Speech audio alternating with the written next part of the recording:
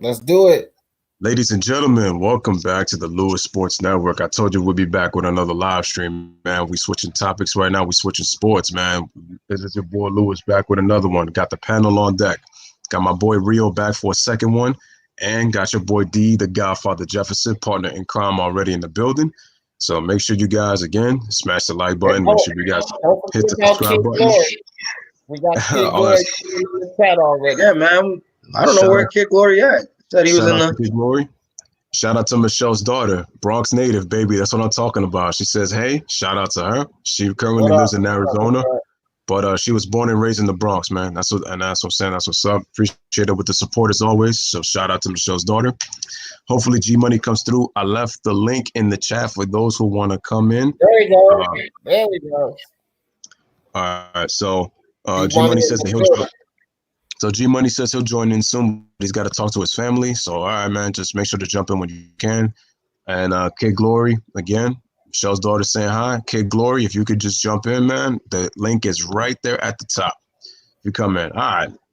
Fellas, let's get right into it, man. I know everybody, about to get hyped with this baby. All right. We are starting with the Eastern Conference. So, ladies and gentlemen, for those who don't know, right here on YouTube, what we are doing is that we're pretending that the playoffs actually started today, since we know that the NBA right now is suspended. And right now, we're looking at the matchups in both the East and the Western Conference. So I said that we're going to start with the East because we know that the meat and potatoes are going to be in the Western Conference, even though we're going to have something exciting, right? And Michelle's daughter also says she's listening and seasoning chicken. All right, perfect. Save us all, Michelle. Save us all a plate, man. When you're done with that. All right. G Money says, I know it's bad, but people are overreacting to this. We have had worse situations of viruses, diseases. Here's the thing, though. The thing I'm going to say about that is, though, the thing is it's spreading kind of quickly. And the thing is more and more players that we're starting to find out are starting to get it. So I get that you people are overreacting, but that's because there's more fear than precaution. That's part of the reason of it, too. If people would take more precaution, we really wouldn't be overreacting to this. And the thing is, it's the media that you got to really blame, because it's like they knew about it, so the government, and they didn't really fully prepare for it. That's why it's freaking everybody out. So that's the thing. And again, at the end of the day, it's for people who are older and people who have health conditions. So it's like, if you may have it, but you, like I said, you have you live a healthy lifestyle, you should be fine. Just take precautions, make sure you try to get yourself healthy, and you should be okay. You just got to be optimistic. It's when you start to have fear and when you start to worry, I mean, what you're causing stress to your body.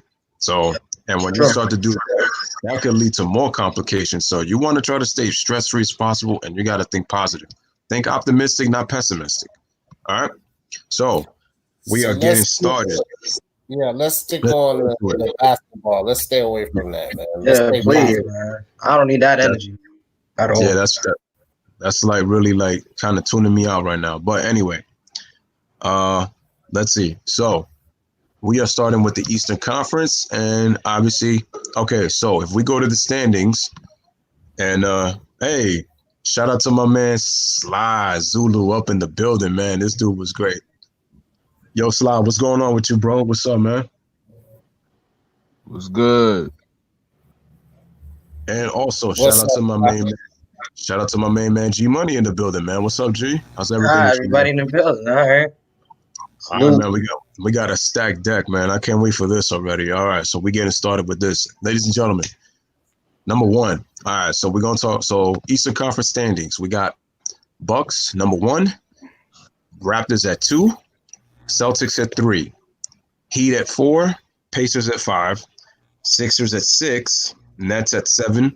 And the Orlando Magic at the 8th spot. So we are going to start, obviously, with the 1 versus 8 matchup, and I'm gonna shout out to Anthony L in the building. He says, "What's good, everybody?" And then what's up with the chat? Anthony L was lit in the last stream that we did, and with G Money. So Rio, I'm gonna start with you. First matchup, Bucks versus Magic. How do you see that playing out if there was 2 teams were to meet to start the playoffs? And how do you see that series going? I think it's a no-brainer. This is a clear sweep. I probably see 1, maybe 2 games that'll be close, but and I'd probably be game 1 and 2. But other than that, this is a bronze. This is Antetokounmpo can easily be dominant. That's like 25, 15, and 4 a game easily. So I got that being a bronze. Ain't too much to say about that. All right, so you got the Bucks moving on. Okay, G Money, Bucks versus Magic. Who you got in that first round matchup if they were to meet if the playoffs started today? I got Bucks in 5. I think Orlando's a pretty good home team, so I don't think it'll just be easy for Milwaukee to sweep. But I just think that the Magic are a bad road team because Orlando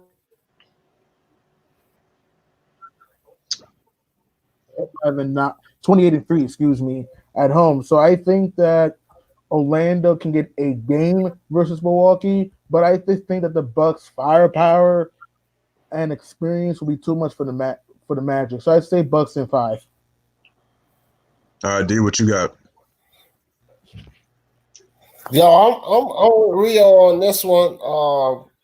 I say Bucks sweep, and I just think that their length, especially on the defensive end, Orlando wouldn't be able to do much with them. Their perimeter play, they're going to dominate, and then just thinking about Giannis and how he's going to punish the Orlando Magic, I can't really see them. I can't see them even squeezing the game out in Orlando. I think that's a sweep. But either way, whether it's a sweep or they win in 5, I think that it'll be unanimous that the Bucks move on from that one fairly easily. And then here's my opinion. Orlando Magic. Now I'm messing with y'all. Listen, yo, this is honestly a gentleman's sweep or a sweep. I'm actually gonna go with the sweep just because I feel like that the Magic, their offense is questionable, and also they have injuries to Evan Fournier. I think Jonathan Isaac is also out, and the thing is that the reason that they beat the reason that they beat the Grizzlies the other time is because Grizzlies, they fell asleep, but they were the better team. And Orlando just took advantage of the fact that the Grizzlies, they were just turning the ball over, and Morant was coughing up that thing like crazy, which is a big knock on Morant, that he doesn't take care of the ball. And he was contributing to their turnovers, and so they were lacking a lot of poise. But Orlando is not. You're going to see this game once in the blue moon. They're very inconsistent. They're a good defense. Anthony L says he got the Bucks in 5 because he feels like they can get one. He feels like Orlando could get one, and he's agreeing with what G Money's saying because he thinks that Orlando's a good home team and they could get one. I think that the Bucks would be too focused and get I think that's a clean sweep for me. Because the thing is that Orlando can get into real scoring droughts. It's like they would have to play damn near perfect just to get one game, and we know that the Bucks are not a team that has dominant players other than Giannis, but they have the better, well-equipped team. And I think once the Bucks move the ball and Giannis gets to dominate, I just feel like that's going to be a clean sweep, like real easy. So I got the Bucks in a sweep in 4, and they advance to the next round. All right, so continue to smash the like and hit that subscribe, ladies and gentlemen. So, all right, next matchup. We got the 2 versus the 7 matchup between the Toronto Raptors and the Brooklyn Nets. And so, D, we're going to start with you, then we go to Rio, then we go to G Money, and then I'm going to get the back end. How do you see that Raptors-Net matchup going, and who advances? Do we have an upset? Your thoughts? No upset. And hopefully the upset would be if it's lose, because I see the Raptors also winning that series quite easily. I wouldn't necessarily call a sweep, but I definitely wouldn't say that it goes to 7 games in that one. I see that as the Raptors pretty much. The Raptors right now, the Nets are playing well, but the Raptors that no lose attitude, bro. You understand what I'm saying? Like this, that no quit attitude that the Raptors got. They shocked a lot of people for sure. You know, they shocked me. I didn't think that they do anywhere near this well. And these guys actually produce and they play well together. This team right here, the Toronto Raptors team, has more chemistry than any team in the NBA that's in consideration right now. More chemistry than any of them. And so I don't see the Nets being able to do anything. Kyrie right now is not Kyrie. right? So the Nets out in 4 or 5. I could see them that, but the Nets they have no chance against the Raptors, in my opinion. So you I'm say actually. Oh, good, Lou, sir. no. I was just gonna say you got the Raptors in 5. Yeah, yeah. All right, go ahead, Rio. I'm actually gonna agree with G. I see the Raptors winning in 5. I feel like ever since Kawhi left, even before when he was there. Well, I'm gonna say after he left, I feel like they found their identity. So I feel like as a team they found their identity, and they took that whatever Kawhi did, whatever CD planted. I feel like they took that and they're continuing, to show that with or without Kawhi, we're a great team. And I agree with G again because they do have an amazing chemistry. I see how they play, and it's not even like they have like superstars per se, but the fact that they got Kyle Lowry and Siakam is like a rising star, they look like they can be a pretty Van good Fleet. team in the next 4 or 5 years. So I got them in 5. I don't see them sweeping Brooklyn for some reason. I feel like Brooklyn will take a game, despite even not having Kyrie or Kevin Durant. I see Brooklyn actually taking a game away. So I'll say Raptors in 5. Yeah, G Money. because they're resilient. Also, Brooklyn. So I see them still in the game. I say if Kyrie was healthy, Raps in 6. But since he's not there, I say Raps in 5. Because remember, ironically, Brooklyn was the team that snapped Toronto's 15-game win streak. Remember? Ooh, good point. Good Without point. Kyrie and KD. So I just think that Toronto, who's going to be their go-to guy? Is it going to be Spicy P? Is it going to be Fred Van Fleet? Is it going to be Kyle Lowry? For Brooklyn, you have at least Spencer Dinwiddie and Karis LeVert who can provide you buckets and can create their own shot down the stretch. Main reason why I don't think the Nets would beat the Raptors is because without Kyrie and Kevin Durant, you don't have that guy who can consistently put the team on their back and take over, who can get the shot, get their buckets at well. For Toronto, at least you have, and Toronto's a very good perimeter defensive team. So Brooklyn won't be hitting threes like crazy. Main reason why I think the Nets can win a game versus the Raptors is because that Brooklyn has played with Toronto very well. Like Brooklyn almost beat the Raptors at in Toronto. They nearly did. And they ran past them when the Raptors had that 15-game win streak. So I just think that the Nets can win a game without Kyrie and KD, but they could get swept. So I'm going to say Raps in 5. All right, so you got the Raptors advancing at the 2 spot. All right, so everybody's got it here. Let's see. This one's kind of tough for me. The only reason being is because the Raptors will still win the series, but for some reason, I think Brooklyn can get 2 games on them.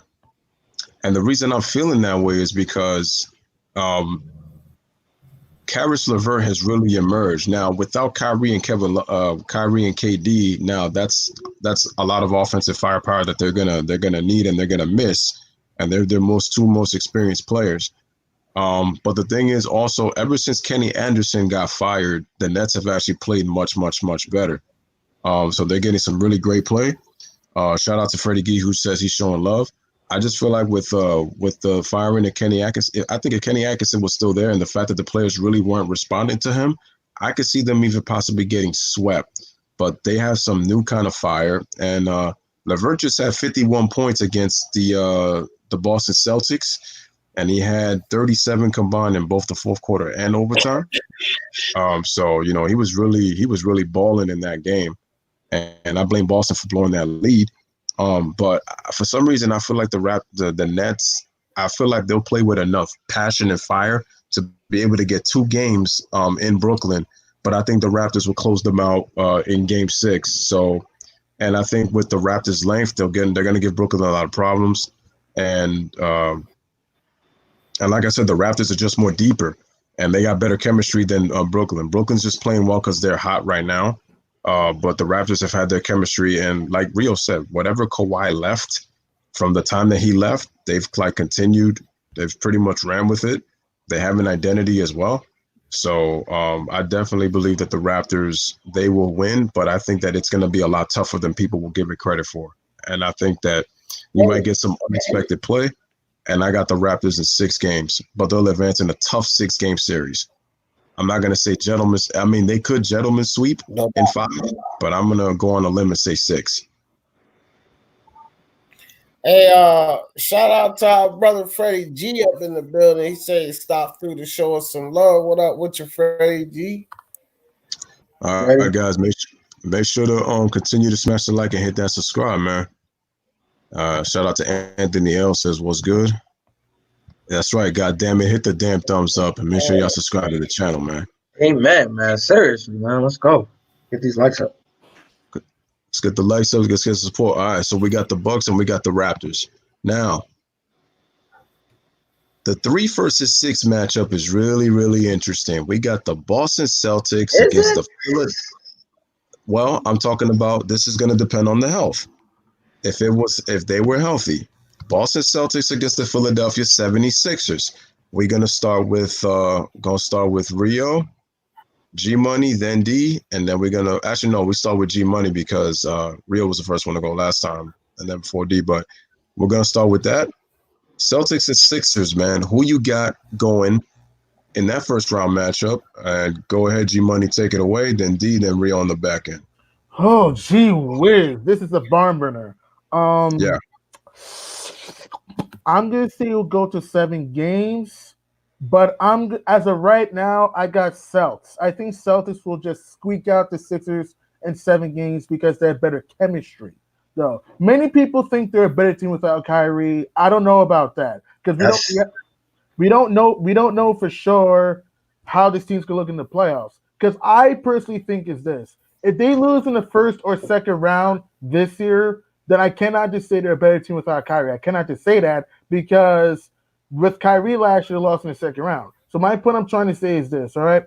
I just think that the way Philly's been inconsistent this year and they're a horrible road team, I just think that the Celtics talent and also their consistency with their bench is going to be enough to take care of the Sixers in 7. But they could lose that series, though. They could, because remember, Philadelphia is 10-24 on the road, but one of their wins was in Boston. Don't forget, and at the time, they handed the Celtics the first home loss of the season at the time. And they beat them 3 times. So the Sixers can play with the Celtics. But I just think that when you have guys like Jason Tatum who's emerged, Jaylen Brown's emerged, it's like I understand that the Sixers have been inconsistent, and that's why I think Celtics will win. But here's the problem, though. Who's going to guard and beat in the low post for Boston? Boston doesn't have a big man that can guard and beat in the post, and that's going to be a problem in that series. And Embiid might have a few games where he may get 30 points and 15 rebounds. The question I have with the Sixers, can the role players step it up on the road while as do at home? Philly's 29-2 at home, but they're 10-24 on the road. They've had some bad road losses this year. They lost to the Hawks, they lost to the Warriors, they almost lost to the Knicks, they lost to the Cavs. They got to fix their road roles if Philly wants to go far. I would say Celtics in 7 because I just think that Boston has better chemistry and better depth than the Sixers. Celtics in 7. All right, Celtics in 7, they advance. D? What up, MTG? First and foremost, let me say that to you. But I go with the Celtics too, but I think they win it sooner. I think they win it sooner than 7. I go with the Celtics in 6. Okay. I go with the Celtics in 6, and it's just a 1-game differential. But the comment about not knowing if they're better without Kyrie, I think that they're much better without Kyrie. Kemba Walker fits better with Jaylen Brown. And with Kyrie is phenomenal at handling that ball, right? Let's not get it twisted. I think he has probably the best ball handling skills in the game. Kimball Walker gives those guys that ball when they need it, and Kyrie that. And that's essential. This is why we're seeing these guys rise to the occasion. Kimball Walker is the type of guy that can give those guys the ball when they need it, but he can also do what he needs to do. He's a much better fit than Kyrie Irving. It's not Yeah. about like I had not really a debate, but a discussion with the guys is if it was about Kimball Walker being better than Kyrie Irving. It's not about that. It's the fact that he's a better fit with Jaylen Brown and Jason Tatum. And I agree with you, Gideon, on the chemistry. I do think that Boston has a better overall chemistry because for some reason Philadelphia just couldn't get it together, you know. And then they lost Redick and all of that, so they had to switch up some players and everything. And they don't have it together. I see Boston. Boston rises to the occasion in the playoffs.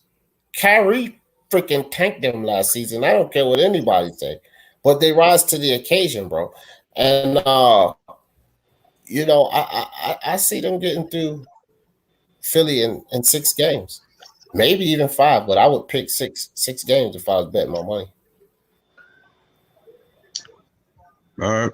So get G Money in 7. D's got him in 6, maybe 5. Rio, go ahead. And this is an easy pick for me, honestly. I actually got the Celtics in 5, but I'm gonna say 5 close games. Yeah, I know the Celtics don't have much size compared to who's gonna guard Joel Embiid, but I feel like they have enough weapons to easily win this in 5. Like I think it's gonna be intense 5 games, but yeah, it might be a gentleman 5 to me. I picked the Celtics. All right, so we got 7, 6, and 5. All right. I mean, I would have said Celtics in a sweep to make it 7, 6, 5, 4, trying to go backwards, but yeah, just to make it that way, like 7, 6, 5, 4, we counting backwards. But no, I got the Celtics in 5 games.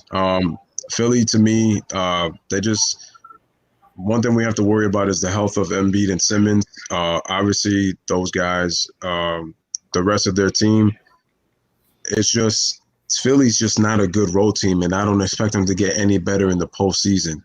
It's like and the thing is, Boston is better than the Sixers that they're good enough to get one in Philly. I don't see Philly winning both games, even though they've been a dominant home team. I just think that Boston is just more deeper. I wouldn't say Boston's the more talented team. I would say Boston has a better, well-coached, more fit, systematic basketball team. Because even when Kyrie was there, they really weren't the most talented. He was the most talented player and the best player on the team. It's just Kyrie was more about himself. He had more so he was more selfish and he had emotional issues as to trying to get people to. He tried to be LeBron James so bad and that didn't work out. Instead of just trying to just play within the system and play their game. And to me, also the Sixers, they're not as deep and they don't have the shooting, even though they picked up Glenn Robinson III and they got Alex Burks. Alex Burks can be inconsistent, and Glenn Robinson III, that's going to depend on the minutes if he gets the minutes to play. And like I said, Embiid and Simmons, I think their time is gone, and I just don't trust Brett Brown and his rotations. I don't trust it. With the way he's been coaching these last few years, for somebody to be coming from the Greg Popovich tree and for him to I feel like he hasn't really learned what he should have. I don't trust Philly, and I think Philly will be out. They'll be out quick. It's going to be a quick exit for Philly, and some changes are going to have to happen next year. And I think you're going to have to trade one of those guys, to be honest. So I got the Celtics in a gentleman's sweep in 5 games. So we got the Bucks, we got the Raptors, and we got the Celtics all advancing.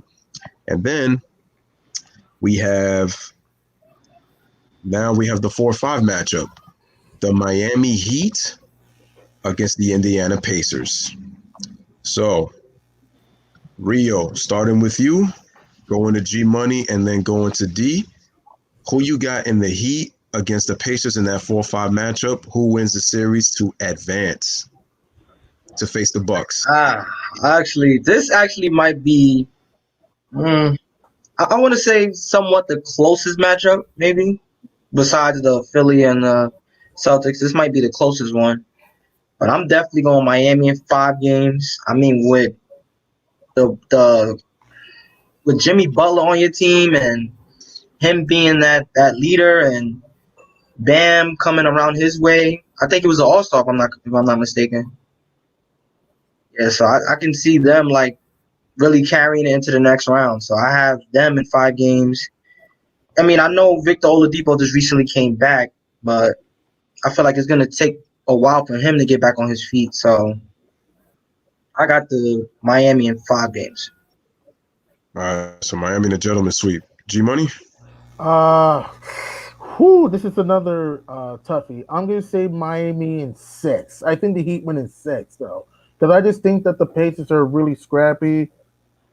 I just think that the Pacers are really tough. I just think that, but here's the problem: Victor Oladipo is only shooting what 39% from the field and 30% from downtown. I understand he came back from injury. I get that. I understand that, but unless Oladipo can play like the All Star like he did last year before the injury against Toronto, and also the All Star like we saw in 2018, the Pacers are not going to beat the Heat because Miami is more outside shooting than Indiana. We guys like Duncan Robinson, Tyler Hero when he comes back from injury, Jay Crowder, Andrew Iguodala, Jimmy Butler can hit the 3-point shot. The Heat just have more outside shooting than the Pacers though. And the problem I have with Indiana, it is that Indiana's they've been blowing a lot of late leads. If you watch them the last few games, they need to learn how to execute if they want to advance in the playoffs. Miami has that dog in them. They have that toughness in them, and that's why I just think that Indiana's got problems. I don't think I respect your opinion, Rio, on saying Heat in 5. I think Heat in 6 because I just think that Miami is like they are kind of inexperienced a little bit with Tyler Hero, Duncan Robinson, Kendrick Nunn, Bam Adebayo. I just think that the Pacers. Remember, this was the same Indiana team that almost beat LeBron and the Cavs back in 2018. Don't forget, in Game 7, though. They nearly did. So I just think that the Pacers are going to give the Heat some trouble due to their length, but it's just that they don't have the outside shooting to match the Heat, though, and I think that could be a problem. So if I had to say it, I'd say Heat in 6. But Sabonis for the Pacers has been magnificent. He's averaging 19 points and 12 rebounds. If Sabonis could give you, say, 20 and 15 or whatever, and Oladipo can give you 18 or 20 in the playoffs compared to 39%, then the Pacers could upset the Heat, though. But I just think that Miami's outside shooting and their perimeter defense is going to be enough to get past Indiana in 6. And don't forget, Eric Spoelstra is a better head coach than Nick McMillan. Because remember, Eric Spoelstra was the assistant coach of the 06 Miami Heat who won the championship. And he helped the Heat become a mini dynasty, winning 2 out of 4 championships. And don't forget, too, in 2017, Miami started that season 11 and 30. They went 30 and 11 to end that season that year, including winning 14 straight games to nearly make the playoffs that year, and they would have been playing the Cavs. So my point I'm trying to say is that I think Heat in 6, they're a more tougher team. But I just think they're a tougher team. But Miami is not a great road team, Miami is 14 and 19 on the road. They lost to the Hawks, they lost to the Cavs, they lost to the Knicks. It's like Miami's got some problems in Indiana, but I think Heat in 6 because Miami's really tough at home. They're 27 and 5 at home. So I see Heat in 6. Good, D. Man, Tyler Hero, Bam Adebayo and them boys, the lockdown defense, they're shooting from the 3-point line very well right now. I say 5, bro.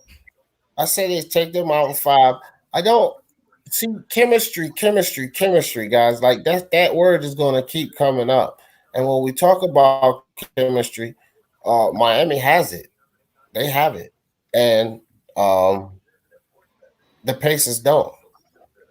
They struggle with that, and then the fact that Oladipo is just coming back, that doesn't help. Their chemistry is not there, and Miami's chemistry is there, and these guys are playing well. So, I see them in 5. I think sort of with Rio on this one. I think this is an easy pick for me. I don't really have a problem with this pick.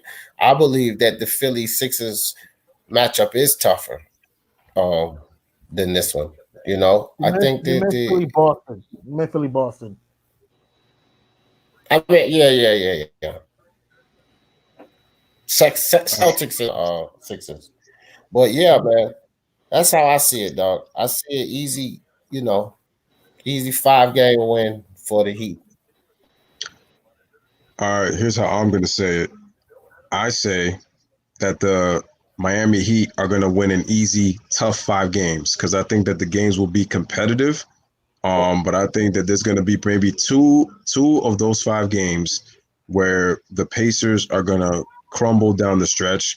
And we also have to remember, I mean, I know some people in the chat were saying that we got to watch out for that Lance Stevenson pickup, but my issue is that he's going to give them some energy, but it's just that the issue is the chemistry. So he'll give them some energy, but then it's like chemistry's going to, I mean, you can't replace chemistry with energy because at some point you run out of energy. So you got to be able to get the chemistry going. And I think that Miami's just too much deeper. I mean, we forget the additions of Andre Iguodala, Jay Crowder, and Solomon Hill. I mean, that just makes him even that much more deeper. I mean, the way that Bam Adebayo has played, I think the leadership of Jimmy Butler, like knowing that it's the playoffs, I think he's going to come and ball and he's going to hit some big shots when they matter most. We got to remember Duncan Robinson and Tyler Hero on those wings for the 3-point line, and don't forget that 6 man and that dragon Goran Dragic's coming off the bench. So I just feel like Miami's just more deeper, and like G Money said, he's much better. Eric Spoelstra is the better coach when it comes to execution than I would say with Nate McMillan, because the Pacers are a good defensive team, but they have a tendency to blow leads, and also they're missing Jeremy Lamb, who's out with an ACL injury. They could use him right now, but they don't have enough. And the fact that Victor Oladipo's still working out the kinks coming back from his injury, because like he said, they're really missing the chemistry. And also, Malcolm Brogdon also hurt his hamstring. I think he tore his quad. No. It was his groin injury. So when you have that, so when you have Jeremy Lamb out, you're missing Brogdon out. Those are some 2 key pieces right there. So it's going to depend on how healthy they are. But it's like, I just feel like it's going to be too late with their chemistry. So, but I think that they'll play them tough, and I think they could get a game at home. But I got 5-game series. Miami wins in a tough 5-game series. They'll all be competitive, but they beat them in 5. And so Kid Glory says he wants in on the panel. Let me just invite him real quick. And let me just wait. I mean, I'm gonna let. All right, so we're gonna go to round 2, ladies and gentlemen. In the meantime, so we just finished the first round. So we got Bucks, Raptors, Celtics, and Heat. Woo! Now we get to the meat and the juice and the potatoes right here in round 2. Ding, ding, ding, ding. The heavyweights of the West. Yes. Wait, now we're not doing the West yet. We're just doing the East. We're doing the Eastern Conference. Now we got to get down to the Eastern Conference champion. Oh, I'm sorry. Hold on. All right, but before anything, all right, shout out to Kid Glory coming in. And Kid Glory, real quick, because we're about to head to round 2. We're pretty much going to head to round 2 of the Eastern Conference. Let me get your picks for the 1 versus 8, the 2 versus 7, 3 versus 6, and 4 versus 5. That'd be Bucks Magic. That's the 1 versus 8. We got the Raptors and Nets, 2-7. We got the Sixers and Celtics, 3-6. And then we have the Heat and the Pacers, 4-5. And then we're going to start round 2. I'm saying Bucks, Celtics, Raptors, and Heat. We got all the same picks. All right, perfect. Clean sweep.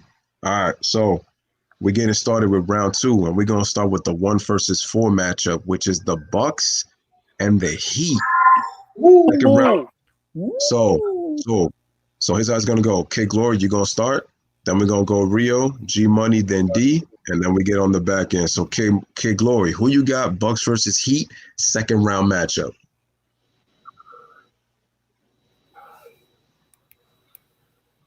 Bucks in 7. Hmm. Hold on. No, I'm keep making going, keep short. going. I'm making short though for y'all. I got y'all. I'm all right. Miami's up 2-0 against them. If you guys really look at that matchup, Mhm. which is big because they kind of help prevent the Bucks from having an historic season. Now, if they don't get well, now we won't know that because they canceled the season. But it would have been nice to see a team other than the Warriors win 70 games though. But I don't like. Not to interrupt you, Kid Glory. Season's not canceled. It's still going on. It's not Oh, it's still, canceled. well, they just like postponed it or whatever. Mm-hmm. Okay, all right, okay, yeah, I'm with you though. But like, and they ain't just beat up on the Bucks neither. They just like dominate them each time they play. And I feel like going into the playoffs, that's going to be huge because if they match up against each other early, then I feel like the Heat is going to like carry that momentum in the playoffs and stuff, and they could possibly eliminate them. But I feel like Giannis being MVP again, I feel like they having like the same team and stuff like that. I feel like that's going to help them from being in the playoffs last year and making it all the way to the conference finals. I think that gives them the edge over Miami. But it's going to be a tough series for them. I'm not even going to hold you. I think it's going to be a tough series. I feel like Hold Milwaukee on, do not want to see Miami right now, hold especially on, like kid, if they each other kid, early in the kid, real playoffs. quick, kid, real quick. Is it possible you could turn up the volume a little bit? Because Freddie can't Yeah, hear I you. got So you. Can y'all hear me now? Can y'all hear me now? Yeah. yeah. We can hear you. I don't know if everybody else All can. right, okay. Yeah, my phone was acting up. Yeah, but I'm like, yeah, I'm just So saying, who was next? Oh, my bad. Go ahead. Rio. Wait, you still talking, kid? yeah, I was almost finished. Yeah, and I feel Okay, like go ahead, go ahead. Bucks and 7.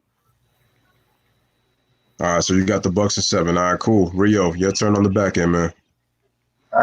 Bucks in Miami. Mm-hmm. Mm-hmm. I got I got the Bucks in 6, but I'm talking an intense, very intense 6 games. I mean, nobody. I don't really see nobody really guarding Jimmy Butler. Like I said, Bam is coming along great, but of course the Greek Freak. I feel like he's destined for something this year. Like I feel like he wants a championship. So I can see this happen. I can see Bucks winning in 6 games.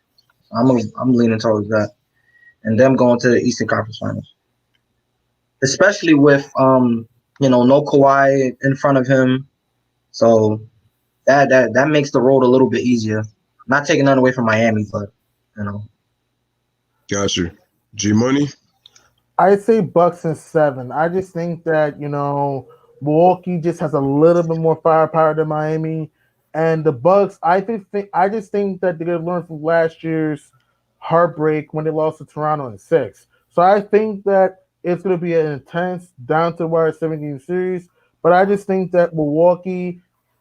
I just think that Milwaukee has that consistent go-to guy in Giannis rather than Jimmy Butler. So I'm gonna say, and also the Heat are a little bit inexperienced. So I'm gonna say Bucks and 7, in my opinion.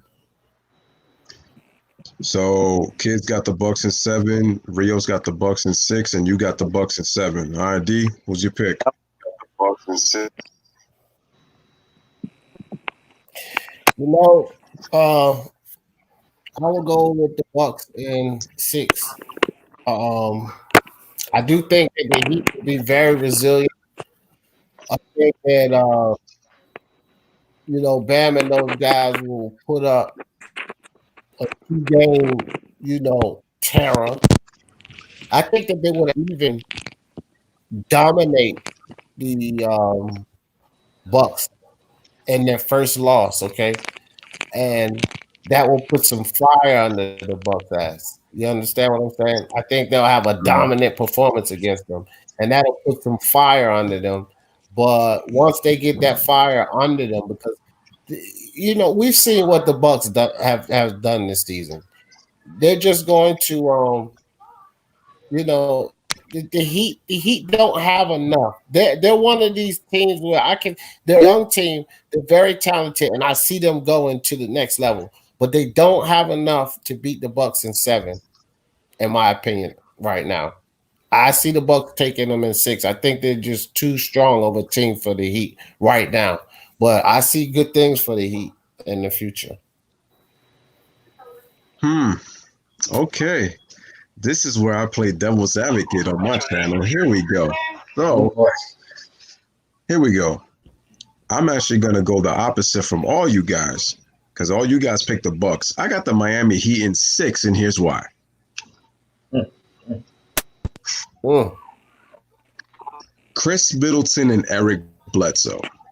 It's gonna depend how those two guys play. Chris Middleton is not a guy who can take over a game and has not proven to be dominant. And with Eric Bledsoe, the problem with Eric Bledsoe is that he plays well when the pace goes fast. When you put him in the half court, which Miami can do when they play half court,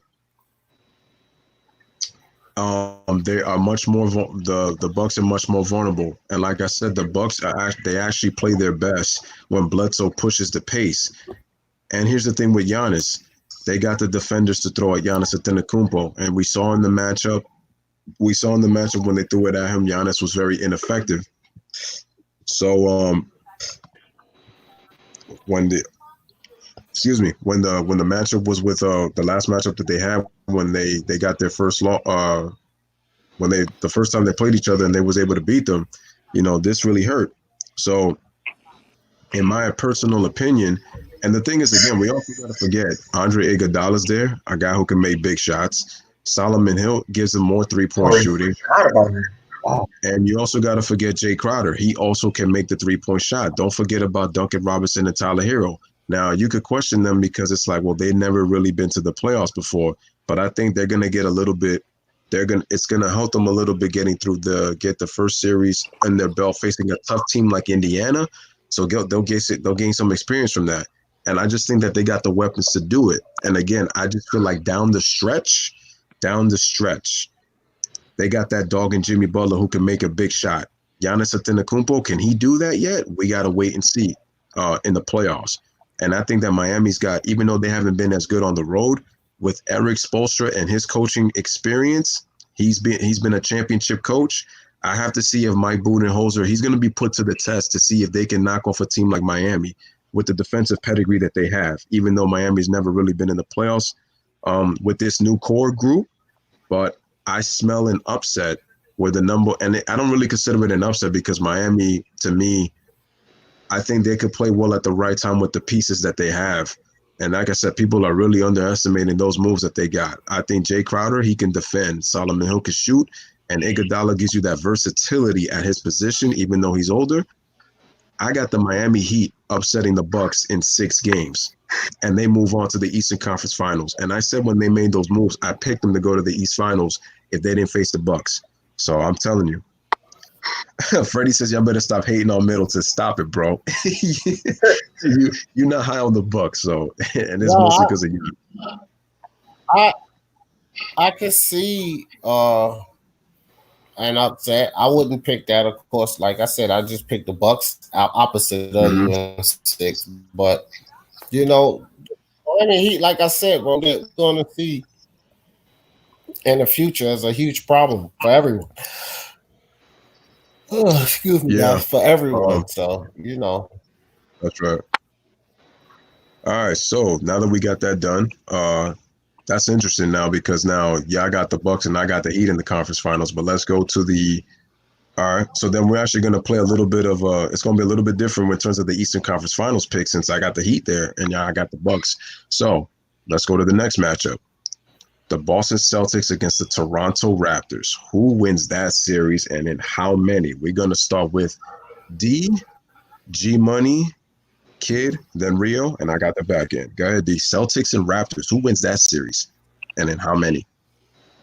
This one is actually a toss-up. It definitely goes to 7. Okay. And I know I have to give a pick here, but my initial reaction would first be I wouldn't bet on this series. No way. It's a toss up for sure. Uh, but being that we have to pick a team here, I'm gonna go out on a limb and say that the Toronto Raptors Cinderella story ends with the Celtics, and the Celtics beat them and move on in seven. Uh, I think that the Jalen Brown, the way that he's taken off, and the way that Tatum has taken off, and as solid as Kemba Walker has shown us that he can be. Jordan and those guys didn't have enough around Kemba Walker. They didn't give him what he needed. He has what he needs in Boston. And I honestly believe that they get past that round and they move ahead to the Eastern Conference Finals in seven. All right, so D, you got the Celtics in seven. Okay, and the Cinderella story ends. All right. Who did I say next? Was it Rio? No, it wasn't me.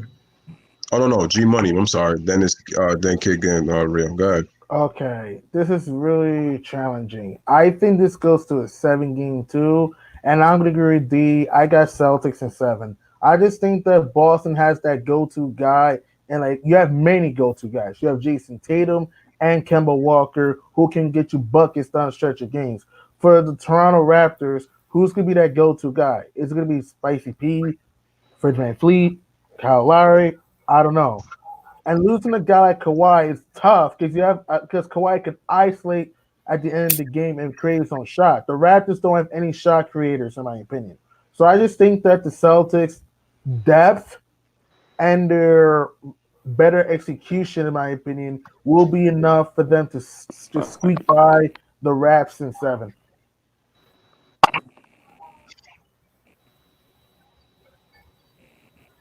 It was next. Kid Glory, you up? You up? Go ahead. It's my turn. Yeah. Yep. I'm saying Raptors in six. Hmm. Please say why. Um, they definitely been playing like the defending champs all year, and I feel like they gonna have a lot of momentum going into the postseason. And that's going to be a great matchup, though. Honestly, though, but I feel like Boston is going to play hard, and they're going to make it a competitive series, though. But Toronto's experience, already being there before and knowing what it takes to, advance to the next round, I feel like that's going to help them a lot. And plus, they're going to have too many guys in the series, drop anywhere from like 10 to like 20 points. And there's going to be like 3 or 4 guys in like double figures in that series, I feel like. And I feel like that's really going to help Toronto get Boston up out of there. All right, so Raptors in six. Rio, who you got, man? Celtics, Raptors in the second round, bro.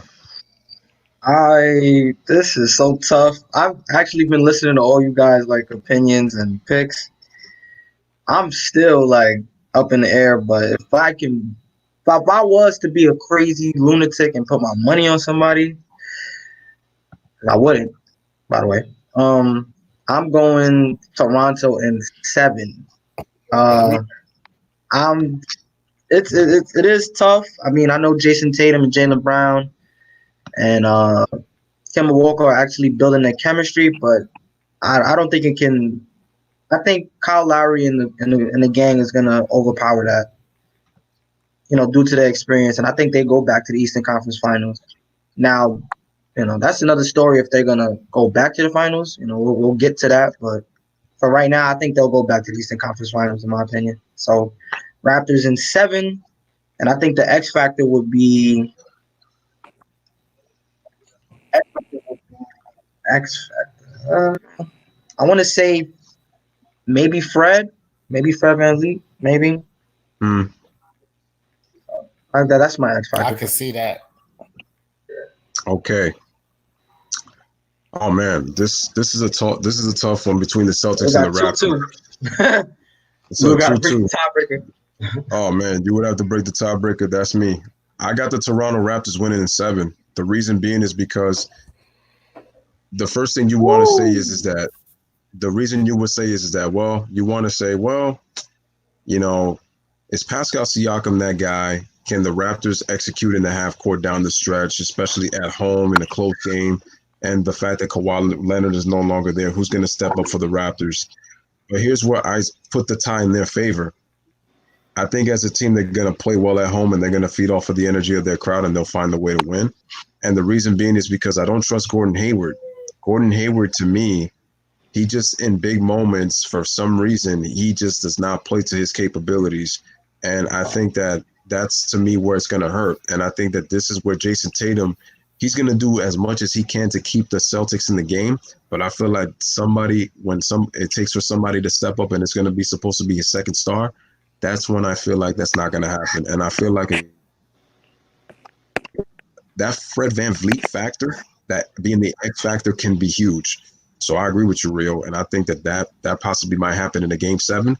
And I think that the quote-unquote Cinderella story from the Raptors, they continue and they move on to the Eastern Conference Finals. And I predict that I feel like a big shot would be hit by either, go figure, Kyle Lowry or even Fred VanVleet. One of those two guys will probably hit some big shots in the fourth quarter in that set. Now, I already know about Kyle Lowry's history, but shout out to Jay in the building who says, hey, shout out to me in the panel. So appreciate you, Jay. But I think the home court advantage is going to be huge in this series, and I got the Raptors utilizing their home court. I think both teams are capable of winning on each other's home floor, but I think the Raptors will get that Game 7 edge, and they'll win the series in 7 in a very tough, competitive, highly contested 7-game series. And we got the Eastern Conference Finals. What is that? What is that? So who is that? Sorry, my dad was calling me. Hello. Oh my God. What was that? It's funny. Oh man, I'm like, I thought I was in the saloon. I thought we were in the Wild West. I was about to order a whiskey in the saloon. I'm like, Lou, this is our little break. I'm like, oh, this is your little commercial break right here. Like, I'm like, damn. I was like, damn, my channel ain't like that, So though. look, It ain't that fun. This is where it gets interesting. Hey, check it out. This is where it gets interesting because we actually have 2 different Eastern Conference Finals now. Oh yeah, that's what I was saying. Because on one end we have the Bucks versus the Celtics, and then on the other end we have Miami versus the Raptors. Exactly. So we'll start there. So we first said we had the Bucks and the Celtics. We had the Bucks and the Raptors. Oh, Eastern Conference Finals rematch, and then we also have the Heat and the Raptors, which would be another great series. So we could start with the Bucks and the Heat. D, we could start with you. Then we go to Rio. And you're the only one that made that pick, though, right? Huh? Which one? With the Heat and the Bucks? No, the Heat and it wasn't. I mean, the Heat and the Raptors. Sorry. No, yeah, that was me. Yeah, but then it would be the Raptors face the Heat, right? No, yeah, the Raptors face the Celtics. Lou was the only person that picked the pick that made that prediction. No, yeah, because I said that I got the Raptors beating the Celtics, so I said that, and I had the Heat advancing in the matchup against the Bucks, so that's why I said that we would have, and like you just said, 2 Eastern Conference Finals, so we would have Bucks versus Raptors, and then Heat versus Raptors. So we're doing Bucks versus Raptors just in case. Okay. So D, starting with you, who wins between the Bucks and the Raptors in the rematch of the conference finals, and then in how many? Who's going to the finals? Who's representing the East? The Bucks take the Raptors in the Eastern Conference Finals. The Raptors have done terrific. But just think about that matchup without Kawhi Leonard. They don't get past the Bucks, bro. And as great as they done and how they shocked the world and everything, the Bucks are the best team in the league for a reason. And the Raptors do not get past them without Kawhi Leonard. So I would say the Bucks in 6. They'd make it competitive. The Raptors would fight. They all year, but the Bucks will take them out in 6. All right, cool. Kid, who you got?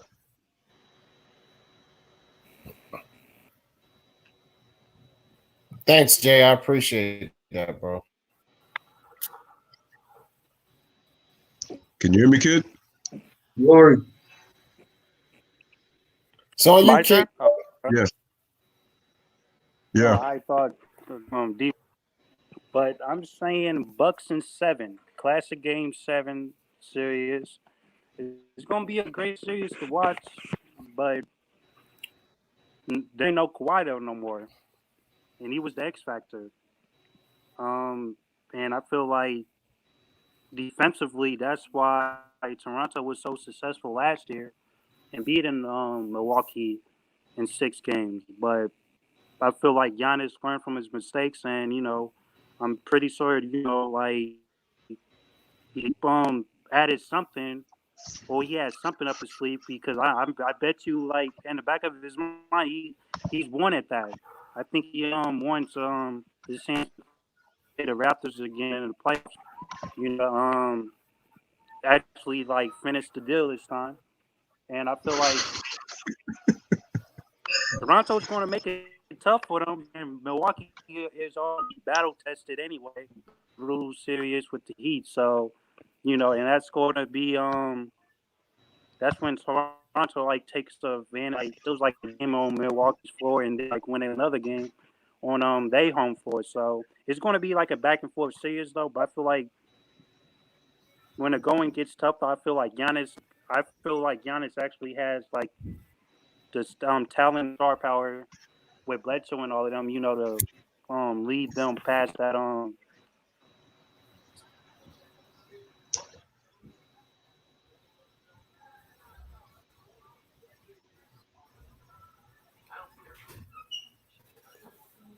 Kid, you there? Can't hear you. I think he Yeah, I lost can't. connection or something or That sound or probably could something be. like that. Yeah. I don't think you can hear. Rio, it's on you. What you know, Rio? What's his name? And I feel like the Bucks are gonna live up to the expectations, and I see them going to the finals in 6 games. The fact, just like G said, no Kawhi Leonard there. That's a big factor that you just lost. Everybody pretty much said the words for me, so yeah, I got the Bucks in 6. All right. So for the Bucks and for the Raptors, I feel like the Bucks are gonna win in 6 games. I don't see that going to a game 7. I just think the absence of Kawhi Leonard, not having a go-to guy down the stretch, is gonna really hurt in that series, especially when the games are close between both teams. So I really feel like that's gonna be whatchamacallit. Uh, so I really feel like that. I think in the 6 game series, I feel like this is where Giannis has his breakthrough, and finally he is able to get to the finals. Um, and this time he doesn't have to worry about guarding Kawhi Leonard, a guy who could come back and just put 20 plus, easily dealing with a guy who could shoot the three, put the ball on the floor, hit the mid range. So he doesn't have to deal with that in this case because Pascal Siakam, as good as he's become, he's not at the level that, like I said, that a Kawhi Leonard is. So I got the Bucks going to the NBA Finals for the first time since the 1970s, man. Which is a very, very long time. We're talking about the day since Kareem and Oscar. So, Hmm. What changed your mind, Louis? I thought you had the Heat. What changed your mind? No. This is 2 different matchups because remember, I picked the Heat and everybody on the panel picked the Bucks and picked the Raptors. So we're doing 2 different Eastern Conference Finals since I picked the Heat and kind of went different. All right, so G Money, Bucks and Raptors. This is the first one, and then the second one will be the Heat and the Raptors. because I have picked the Heat. So who do you have winning between the Bucks and the Raptors in their playoff series in the Eastern Conference Finals? I Who wins got and how many? sorry, I got Bucks in 7. I think Bucks in 6. I just think that Milwaukee, they have that go-to guy. I just think that they have more outside shooters than Toronto, and I just think that they're very lengthy teams. It's going to be easy for Toronto to just score in the paint because the Bucks are, I think, the number 2 or 3 in shot blocking. I don't know, but I know that the Bucks, you have guys like Brooke Lopez and Robin Lopez and Giannis, etc., who can guard the paint and protect the rim. So I'm just saying that Toronto needs to rely on that outside shot. And I don't know if the Raptors are consistent enough perimeter wise to match Milwaukee. So I'm going to say the Bucks in 7. I thought you said 6. No, it's Bucks in 6. My fault. Sorry, Bucks in 6. All right. Okay, and then last but not least, we got the last series right here before we go into the Western Conference, and woof, those matchups are going to be crazy, even including the bottom teams that are trying to make the playoffs. But I substituted the Heat. So I also picked the Bucks. I think the Bucks and 6 like I said before. G Money came and did his thing. So we got, let's say that the Miami Heat make it instead against the Raptors. Who wins that series and represents the East? And we're going to start with Rio. Then we're gonna go G Money. Then we're gonna go Kid, and then we're gonna go D Jefferson. So go ahead, Rio. If it was the Heat, what's the matchup? The matchup is Heat, the Miami Heat. Since I had picked the Heat, and I said the Miami Heat against the Toronto Raptors in the Eastern Conference Finals. Who represents the East in that matchup? ooh, man, that's tough. I'm going Raptors in 7. I'm gonna ride with the Raptors right now. I don't expect that matchup, so it's a lot of. I don't see Miami pretty much. They lack experience, so I'm going off pretty much the Raptors' experience, and I can see them pulling it off in 7 games. I think it's going to be a very tough 7 games. I think Miami's actually going to surprise a lot of people. The fact that they can go that length to 7 games, so. I think the Raptors, if that matchup wasn't happening, I see Raptors coming back into the finals. Okay, G Money. I would say Heat in 7. I just think that Miami has more toughness than Toronto, and I just think that Miami just have better perimeter shooting than Toronto, in my opinion. I just think that when you have veterans like Andre Iguodala and Jay Crowder who have shown they can produce in the playoffs, I just think that it's going to be a huge factor, though. So and Kyle Lowry, he played well in the playoffs last year. Is he going to do it again this year? If the season does come back, we have to wait and see about that. So I just think that Miami just has better dogs and just have better toughness than Toronto. So I'm going to see Heat in 7. Kid.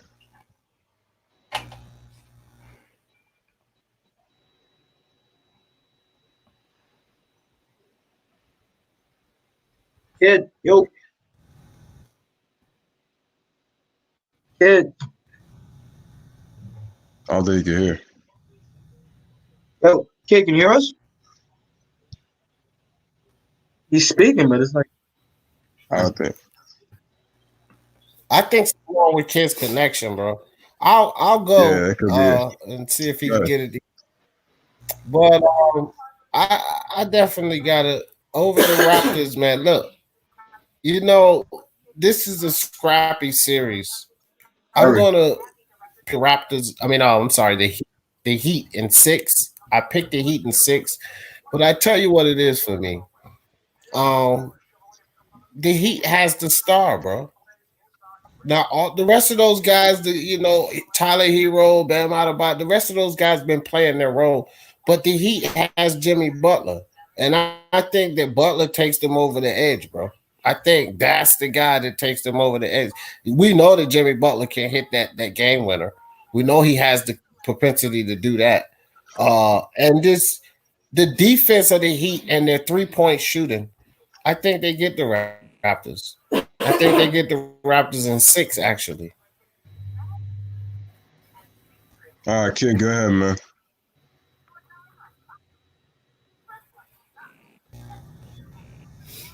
Kid. Oh, it's my turn. Yeah, yeah, Say going. I'm going. Can y'all hear me though? Yeah. yeah. Can y'all hear? Just a little bit, All right. okay. Okay. Wait, did it freeze? Oh man. Yeah, I think he have a bad connection Yeah, problem. he's having I'm bad going connection Heat problems. in 7. So who in You 7? said he. Heat actually come back Kid, and win. The Raptors going to be up 2 yeah, you breaking up. You back breaking to up, win bro. series. Can y'all hear me? Yeah, you breaking up. Nah, you breaking up, bro. We can't hear you, man. Yeah, I'm gonna just go. I got the Heat in 6 because I feel like they're just a more tougher team, and I think, like I said, that they got somebody who can hit big shots for them in Jimmy Butler. Like I said, you talking about we talking about. I mean, I even forgot to mention him. I forgot to mention Kendrick Nunn. I'm like, yo, how the hell did I forget to mention him? Like, it's crazy. Like, it just makes you realize that sometimes you can forget players that are on the team because the Heat are actually very deep. And I think with Toronto, they tend to lose confidence when their shots don't begin to fall on the offensive end, and it starts to affect their defense. And see, that's where Kawhi Leonard would be needed, because his calmness and his poise would be able to get the Raptors out of a situation that, even if they're not playing their best basketball, he would give you the confidence to believe you could come back in the game. And they don't have that anymore. So my question is, are they going to be able to do that against a more tougher, and I would say slightly better defensive team in Miami? And like I said, Miami has the depth, and like I said, they have a guy who can hit big shots in Jimmy Butler. And my question is, who's going to be there for the Raptors, especially going up against this team? Like, is it going to be? And Kyle Lowry, he's feast or famine. Pascal Siakam, you're asking a guy who last year was scared to shoot the ball to all of a sudden now be the guy, even though he's averaging over 20 a game. Is he going to take that next step, or is he going to be what I keep saying that he really is he's a nice all-star player, but he's, to me, is a Scottie Pippen, he's Pascal Pippen. He's not a Kawhi Jordan. So that's why I think that Miami would upset them and beat them in 6. And then Miami could represent the NBA Finals. And even though it doesn't sound sexy, if you look at LA and Miami, Miami's what? East Coast LA. So I'm telling you, who wouldn't even dream of that matchup? You go both places, it's warm weather. So so I would have the Heat going to the NBA Finals representing the East. Unlikely, but okay. So now that we're done with the Eastern Conference and we got the Bucks in the NBA Finals, and I'm going to put /Heat if I was to change the matchup. Now we're going to go to the Western Conference. And the interesting about this one is going to be that 8th and final playoff spot, because even though Memphis has got it, what's interesting about this one is that you got the Pelicans and the Kings vying for that 8th and final playoff spot. I know G Money has been big on the Grizzlies from the time that they started playing well, when they got off to a little bit of Pelicans and Kings? No, I'm saying that they're fighting for that 8th and final playoff spot. That's Portland. Portland too. And don't forget that Nurkic is supposed to, he would have came back had we been playing, been able to play Sunday if we were still playing basketball, right? So let's get to that 1 versus 8 matchup. The Los Angeles Lakers against the Memphis Grizzlies. And we're going to start with G Money, Rio on the back end. Who do you have winning that series, and in how many games, and why? LeBron James, and shout out to LeBron James. He's a different animal in the playoffs. LeBron James will come alive in the playoffs. The Lakers, I'm not even going to dig into this too much. The Lakers take the Grizzlies out in 5 games. All right, G Money, go ahead. I got Lakers in 5 or 6. I just think that Memphis is tough. I just think that they're electrifying to watch. But I just think that the Lakers' experience and the fact that the Grizz don't have anyone that can hold AD, Dwight Howard, JaVale McGee down low, and LeBron's going to turn on in the playoffs. So I got Lakers in 5 or 6 because the Grizzlies just don't have that experience. Because the most experienced player that they have in that team is probably Justice Winslow. Oh no, Jones Valanciunas, my fault. So I'm just saying that I just think that the Grizzlies' lack of playoff experience and lack of firepower and due to less talent. I just think that the Lakers just have more talent, more firepower than the Grizz. So I got Lakers in 5 and 6. Rio. Bring the brooms out, ladies and gentlemen. Sweeper. The inexperience of Ja Morant will play a factor against LeBron James. I just think it's really that simple. I love what he got to offer to the game. Ja Morant is probably one of the most exciting players I've watched in a long time. But he still has a lot of learning to do. And I think LeBron is easily gonna, be like a father to a son. Like he's gonna teach him, like, hey, let me show you. And bring the broom out. So I easily have it. If there's any X factor I will see that might surprise you guys, I don't even think it's gonna be LeBron or AD. I think it's gonna be Kyle Kuzma. I got the Lakers in the sweep, easily going to the next round. I know Memphis is tough, but I just can't see them getting a game. I can see one of the games being close because I see majority of this series Lakers winning probably by like 9 to 12 points each game. So I got the Lakers in the broom, bringing the brooms up. Okay. Here we go. In my personal opinion, this is not a gentleman's sweep. Gentlemen, this is a clean sweep. It's a clean sweep. The reason being is because I think 2 of the 4 games will be competitive at home in Memphis. Maybe they get one competitive game. It might be game 3. And I'm going to predict that the Lakers will beat them easily in Staples, 2-0. You get a competitive game 3 where Memphis tries to win. And then the Lakers find a way to close the game. They go up 3-0. And then they just put the nail in the coffin in game 4. I'm just worried about, number one, the inexperience of Memphis. They play very tough and they play very hard. But I just think Ja Morant is going to be turning the ball over like crazy because he's very turnover prone. And that's something that he has to work on as he has more years in the league and he gets more seasoned. And I just think that they have no answer. As G Money said, they don't have an answer for their bigs. And it's because of the front line. And obviously LeBron is a different animal. They don't have a matchup for him either. So we get one competitive game, and that's going to be game 3. I know Memphis beat the Lakers by 20 at home, but like I said, regular season and playoffs are 2 different things. The Lakers will be prepared for Memphis to give them their best shot, but this is a clean sweep. I got the Lakers in 4. So that's donezo. That's gone. All right. So we got everybody agrees it's the Lakers. I know some people got the Lakers in 5, but I got a clean sweep. So does Rio. So okay. 2 versus 7. 2 versus 7. And in the 2 versus 7 matchup, we got the Clippers and the Mavericks. Who wins that series and in how many? G Money, we start with you. We go to Rio, then with D. Clippers against Mavericks. Who you got? Whoo, gee whiz. This is gonna be a barn burner. This is gonna be a barn burner. I got Clips in 6 or 7, but I'm gonna say Clips in 6. They have the more experience than the Mavs. I just think that Dallas, when you have Luka and KP, that have not been there to the postseason before. The most experienced guy in the Mavericks is Courtney Lee, because he's been to the NBA Finals before with the Orlando Magic back in 09. For the Clippers, like I said, other than Kawhi Leonard, is PG going to be consistent in the playoffs? Is Will going to be consistent in the playoffs? Will the Clippers make free throws? Can they fix their interior defense?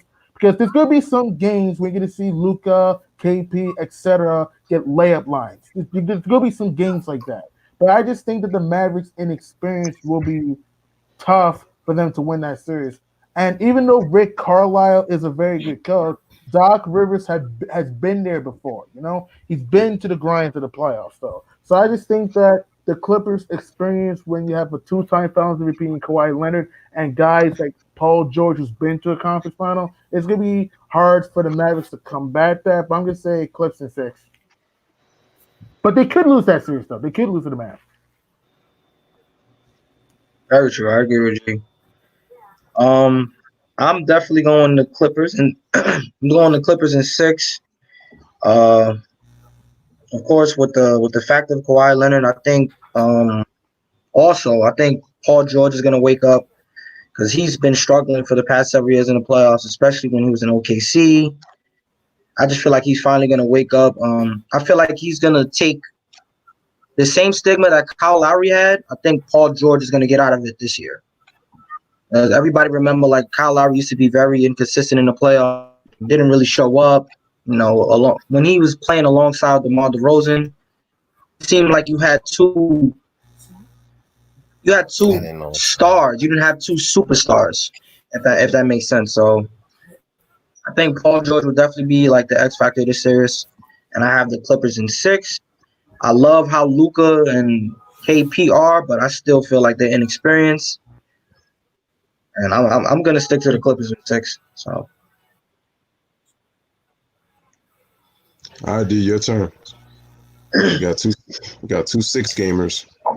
Well, guys, yeah. You know, Clippers. I gotta go with the Clippers.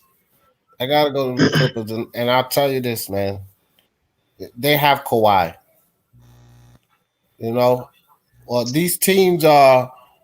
Neither of these teams have found full chemistry yet, and when you really break it down to talent for talent and depth for depth, there you got to go with the Clippers. And then they have Kawhi. Mm-hmm. Luka Doncic is a special player, and he's going to be a Kawhi. But at this point, he's not a Kawhi. Y'all understand where I'm going with said that? Kawhi, He's going really? to be, yeah. As far as Because listen, gameplay, bro, this is not. I'm talking as far as what he means on that floor.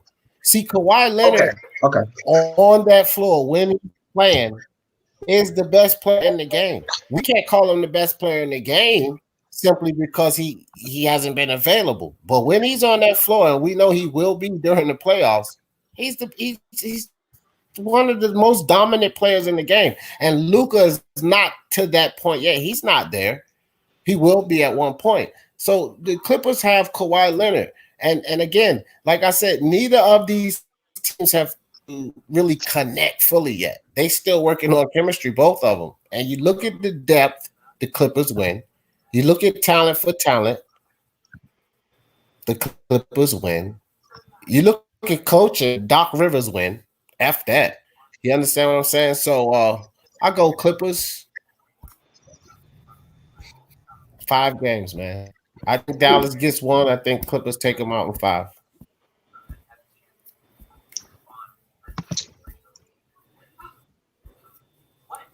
Okay, can you hear me? Yes, I can. I can hear. Can you hear me? Okay. Yeah, Yeah, I can hear you. welcome back, man. All right, Yeah, so real quick, kid. Real quick, we're talking about the Clippers and the Mavericks, but I want you to. We just did the Lakers and the Grizzlies, so I want you to do the 1 versus 8 matchup in the West between them. Who wins? And then after that, you could do Clippers and Mavericks next. How you got in that series? All right. Lakers in 5. Okay. I feel like Grizzlies is not going to get swept.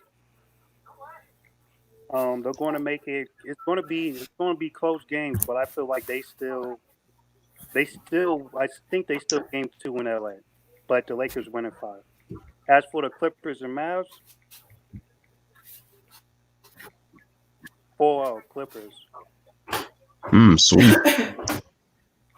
Okay. I think because the Clippers is going to try to make it as fast as they can, knowing that like the Lakers is also going to like finish their series as fast as they can, because if you get a sweep, you get that rest in between, which is going to help either one of those teams.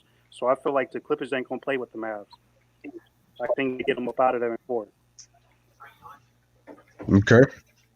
All right. So for my Clippers versus Mavericks matchup, I got the Clippers in 5 games. I think the Mavericks are good enough to get 1, which is probably going to be a game 3 win, and then the Clippers will pretty much hamper them in 5.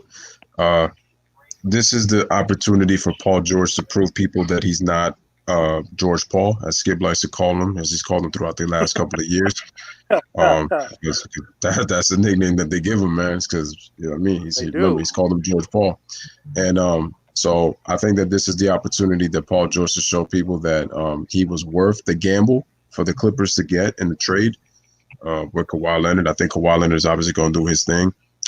This is an opportunity for Lou Will also, so that he can show that he has the ability to not only play on the road but at home, so that it could prepare them for the next round. D said that they still have to they still got to get their chemistry going. So that is going to be key. But again, in order for the Mavericks to win, they have to get the best out of Tim Hardaway Jr. and they got to get the best out of Seth Curry coming off the bench to complement Luka and Porzingis, because Luka's not there yet. These are both of these guys. These are their first playoffs. I expect them to be a little bit nervous. And Luka's not really at that point where he's a dominant player in the postseason. Now, right now, he's shown improvement, but he's not there yet, and he's still got some growing to do. He's only 21 years old, by the way. So I don't think he's going to be afraid of the playoffs, but I just think with their style of play, they're going to be able to game plan Luka for a 7-game series as compared to the regular season, where you're only seeing each other like 4 times throughout the year. So I honestly think he's going to be so. I think Paul George is going to be that X factor for the Clippers in order for them to get that sweep. Because, like you said, if they have a sense of urgency and they don't get complacent, they take the Mavs seriously. They can sweep them, and like you said, it's important for them to get that rest so that they will be prepared for that next round.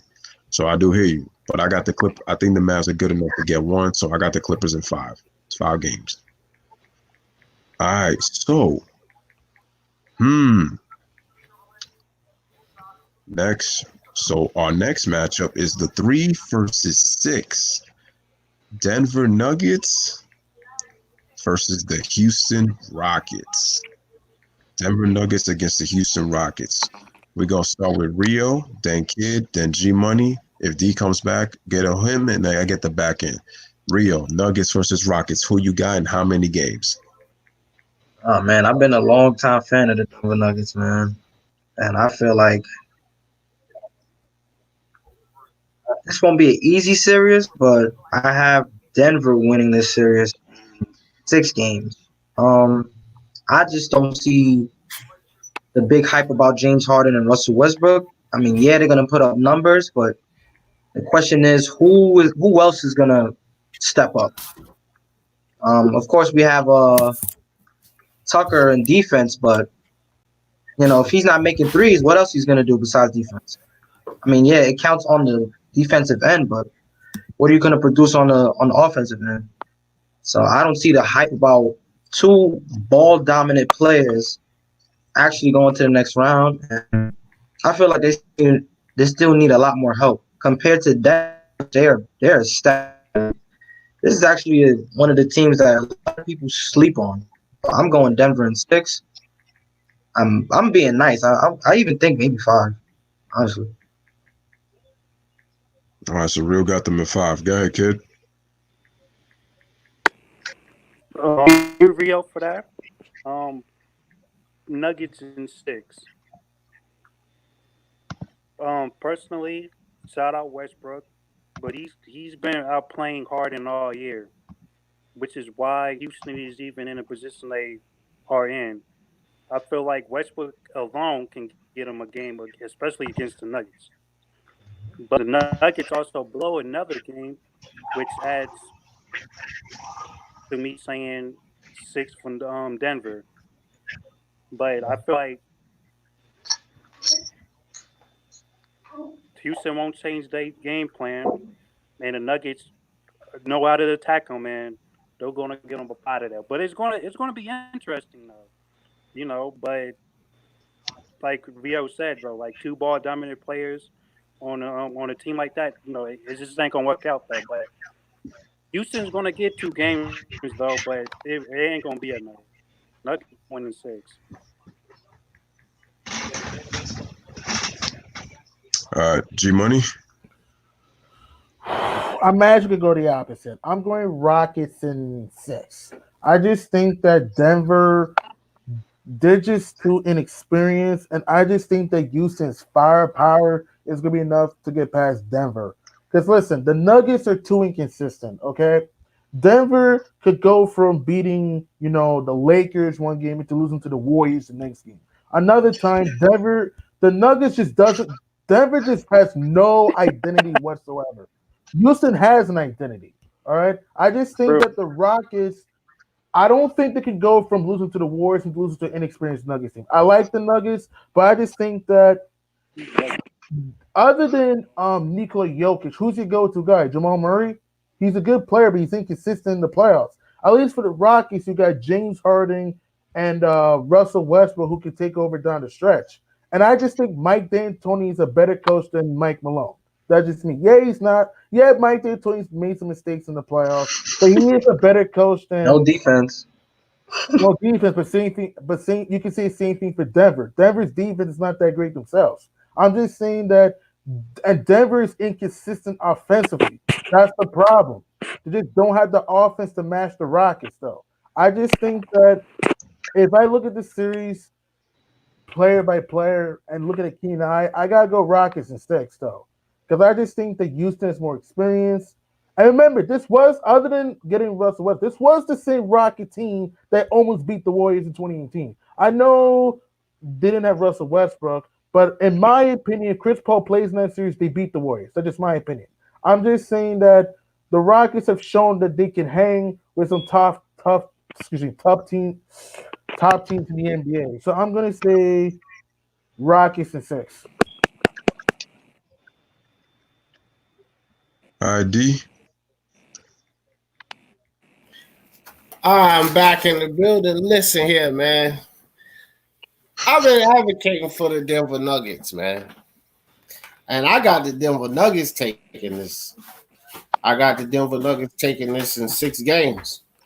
Look, Michael Porter Jr., Murray, Jokic, these guys are getting it, man.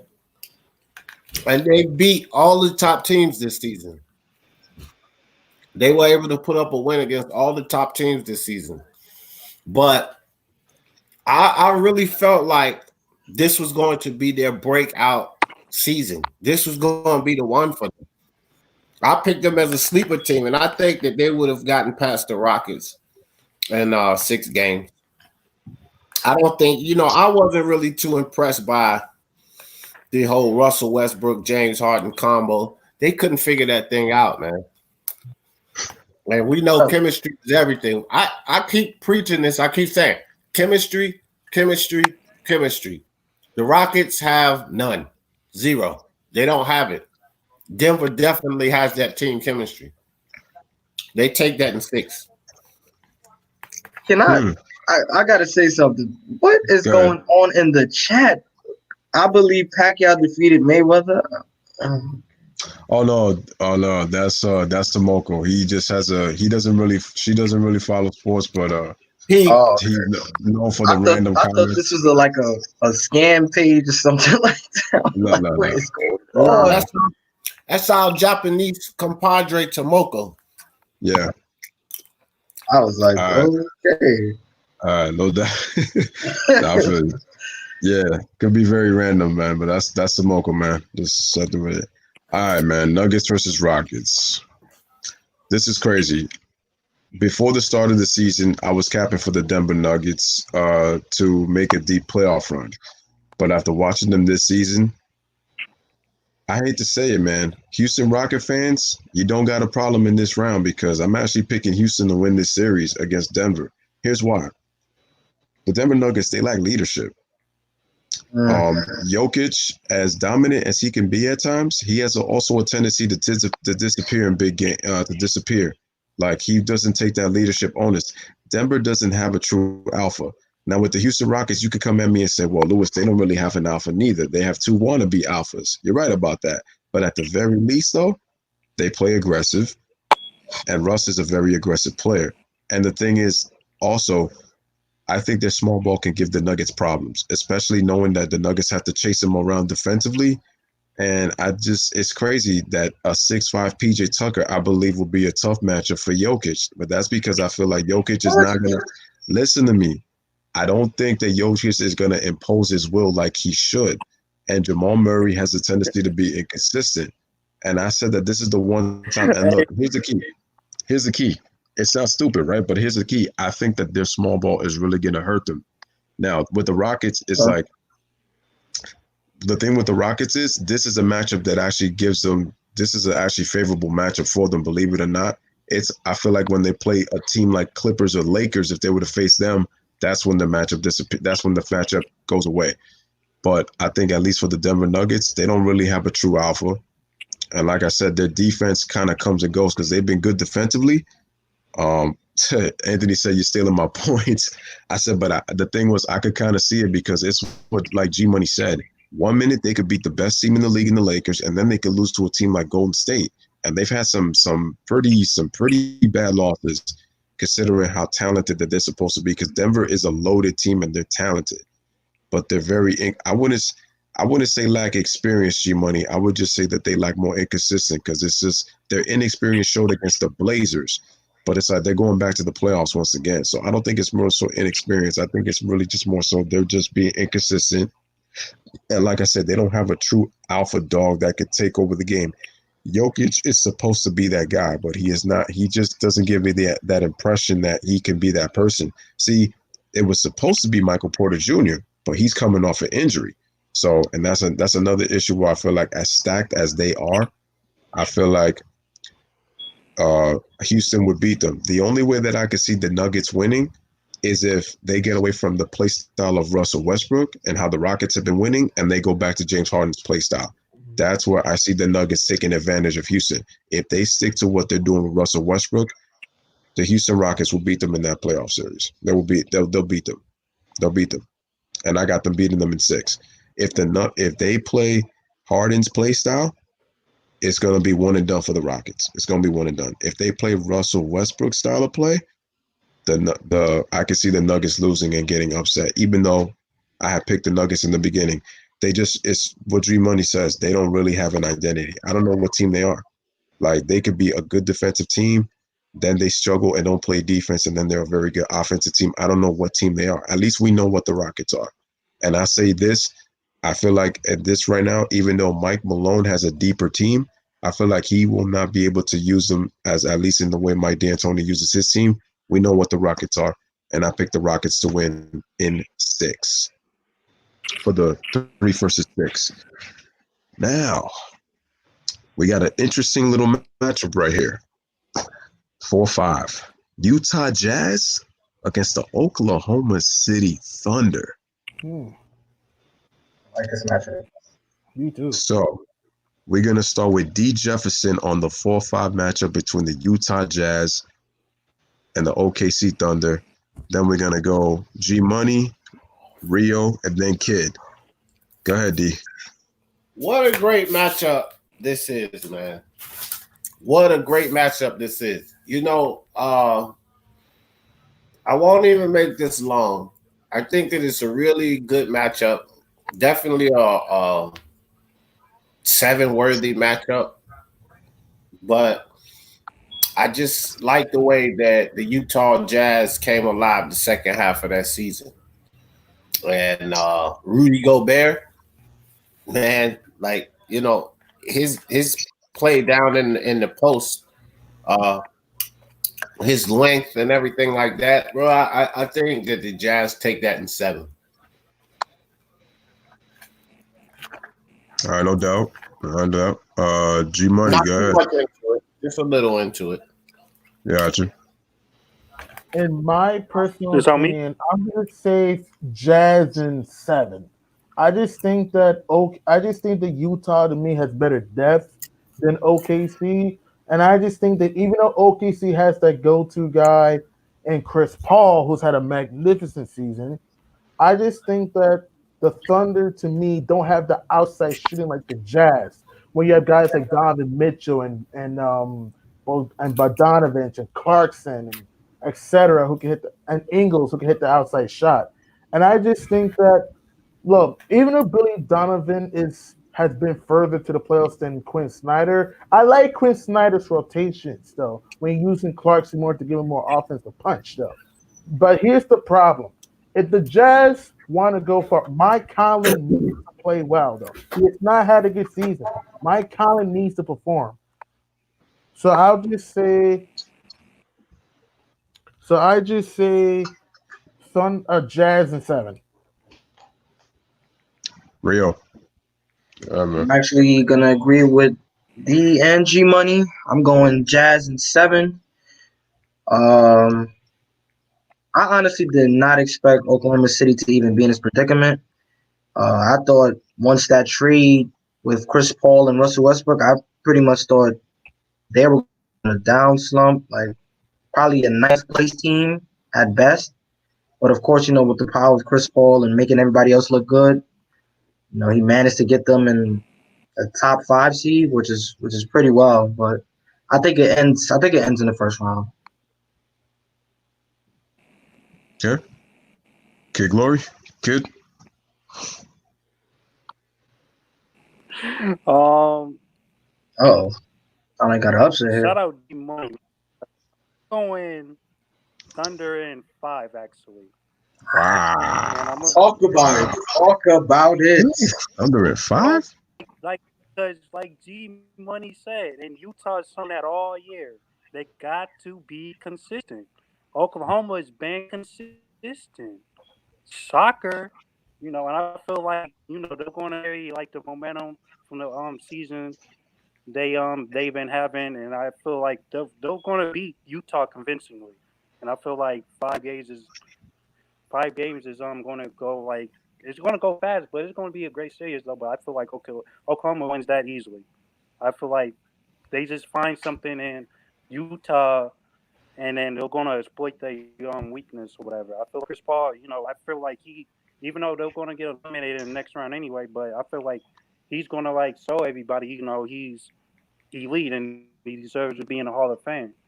I'm going Oklahoma in 5.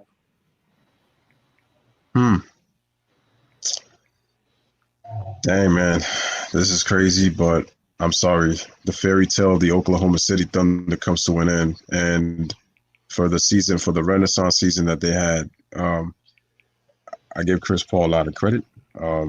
He had an amazing season. Nobody saw the Thunder even being a playoff team this year. People saw them as a lottery team after trading Russell Westbrook and only getting Paul George. The Thunder have been the more consistent team, me personally, between them and the Utah Jazz. But here's the problem. The problem is as much as Chris Paul has done very well and he has a high basketball IQ, and Shai Gilgeous-Alexander has balled out pretty much all season, they don't have a third guy. And I think not having a third guy is really going to hurt them because Gallinari's been inconsistent and he's also been injured. And with the Utah Jazz, I just see that Jordan Clarkson X factor coming off the bench is going to be really huge. And I think will be the coming out party for Donovan Mitchell to play his best basketball in the first round because he has not shown it in the 2 playoffs he's been at. But I think this is the coming out party for him, and we see a more consistent Donovan Mitchell. And we also have to remember that Mike Conley's back. So just like Chris Paul being a leader, Mike Conley also brings that stout leadership, and he's going to give him some poise because he's been in the playoffs before. So he's going to help out Donovan Mitchell. And like I said, Joe Ingles also comes off the bench, so that's actually going to help as well.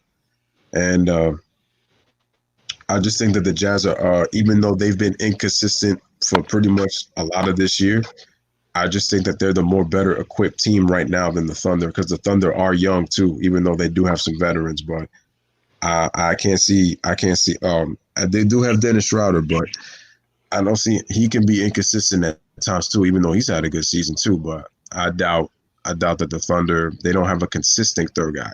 Sometimes it's Schroeder, sometimes it's Gallinari. You don't know who it's going to be night in and night out. You already know Chris Paul and you know Gilgeous-Alexander. They're going to give you the consistency. But not having that third guy is going to be their issue, and that's why I think that the Jazz will win. But they're going to win in 6 games, not 7. I don't think it's going 7 games. I got the Jazz in 6. All right, so we're done with the 4-5 matchup. Now we go to the second round. Second round matchup. That means we have. Man, this is going to be interesting. So we have the Lakers and the Nuggets. If we were to do that one, because the Rockets I picked the Rockets, and so did G Money, but everybody else picked the Nuggets. So we'll do Lakers Nuggets first. And we're gonna start with who started the last one? We actually gonna start with G. We're gonna start with G Money on this one. So G Money, who you got between the Lakers and the Nuggets? And then we're gonna go D, then Kid, then Rio. So who you got between the Lakers and the Nuggets? And then we'll do Lakers and Rockets because since we had different picks. But who you got Lakers against the Nuggets? Who wins and why? I apologize for interrupting. I'm sorry for that. That's fine. I got Lakers in 5. I think Lakers in 5 because it's like Denver. They're not very good guarding the paint. All right, AD, Dwight Howard, and JaVale McGee are going to kill him in the post. I actually saw that one game on a ESPN NBA Wednesday. You saw LeBron get to the bucket at will. You saw AD get wide open jumpers and threes. I don't think the Nuggets have the defensive mentality to guard the Lakers from the perimeter or in the inside, though. Oh wait, G Money. Hold on. I made a mistake. My bad. I'm confusing that. Sorry. Okay. The Nuggets are not the 4th seed. My mistake. That would be Lakers and Jazz in the second round. Not the second round would be Clippers and Nuggets. So that's my mistake. Who do you got between the Lakers and the Jazz in the second round? That's what I should have said.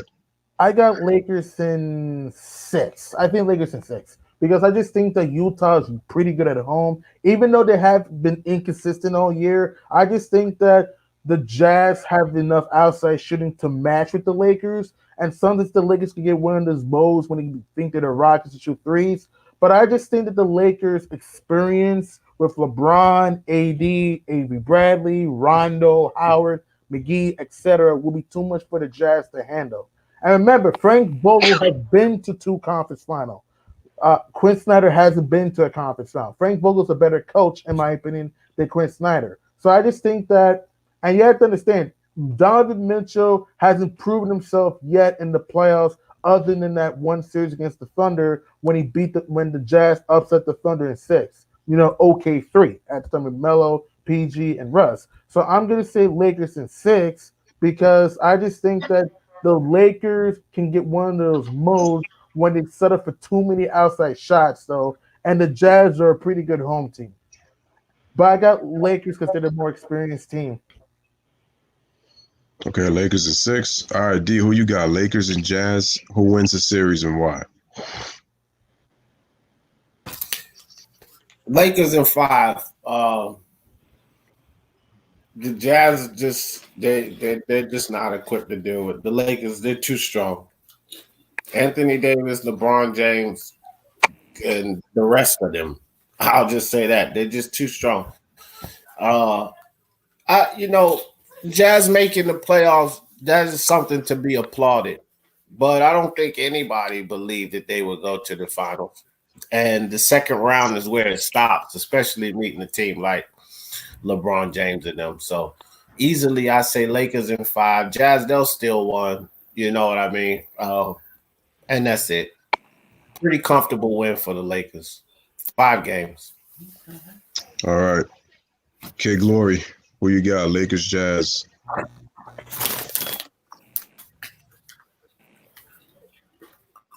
Who, me? Yeah. Yeah, you up, dog.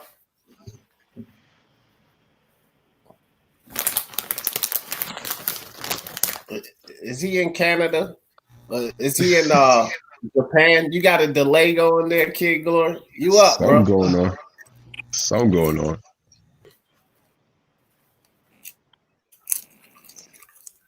He just sitting there looking at us. It's you. Oh man. It's your turn. Your turn, Kid Glory. Yeah, kid, let's I thought you go. were still talking, D. Oh man. No. He was done. He said your turn. Oh man. Oh, I thought D was still talking, man. Y'all are killing me, man. I'm gonna say Lakers in 5. Utah still is a game in LA, but Lakers they get them up out of there quickly. Wait, you think the Jazz can win at Staples Center, not at home? Wow. That's Wow. solid. Oh, That's bold. That's bold. Wait, what are we talking? No, you said that the Jazz will get a game in Staples in LA. Do you think they will win a game in LA or at home in Utah? Right. But what So matchup are you talking about now, though? Lakers Because they Jazz. just said Utah and LA. you No, said the Jazz is gonna still win at Lakers home? Is that what you're saying? I don't see it. I don't see it. I say if anything, Utah wins 2 games at home. That is, Utah. or they win one in Utah. Okay.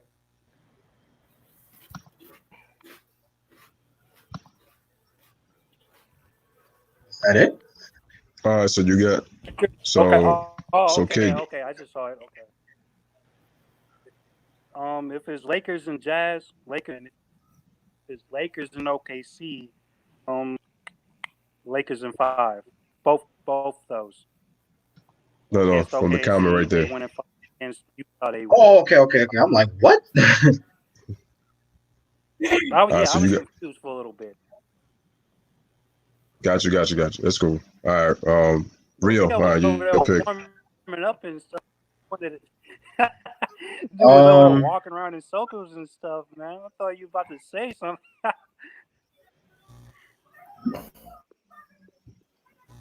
I'm confused. What is kid talking about? I'm not sure. I have the Lakers in 5. Utah clearly. I just think that's where it stops for them. Like I feel like Donovan Mitchell still has a lot of work to do. Rudy Gobert is a great player, but I just don't feel like they can match up with the Lakers right now. The addition of Anthony Davis, honestly, I can see that being a breakout series for Avery Bradley.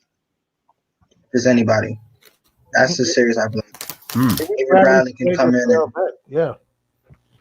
I feel like he's gonna show up on both ends of the floor. Like I could see him with a 17 and probably 4 steals, and getting defensive stops. So I definitely see the Lakers in 5. It's gonna be an intense 4 games. I say the last game will probably won't be as close. As 4 games, and I can see Utah actually. Well, not I don't want to say no. They're not gonna still win. They'll win at home, but they won't still win. Lakers in 5. All right. Dang, that's crazy. Raduni says he switched. He says he thinks the Jazz got enough to beat the Lakers, and we'll see about that. I don't know about that one, but all right. So me personally, listen, unless the Lakers get tested for COVID-19, Yeah, I'm I done. got the Lakers in 5, man. That's crazy. Unless COVID-19 hit the LA Lakers, I got the Lakers in 5.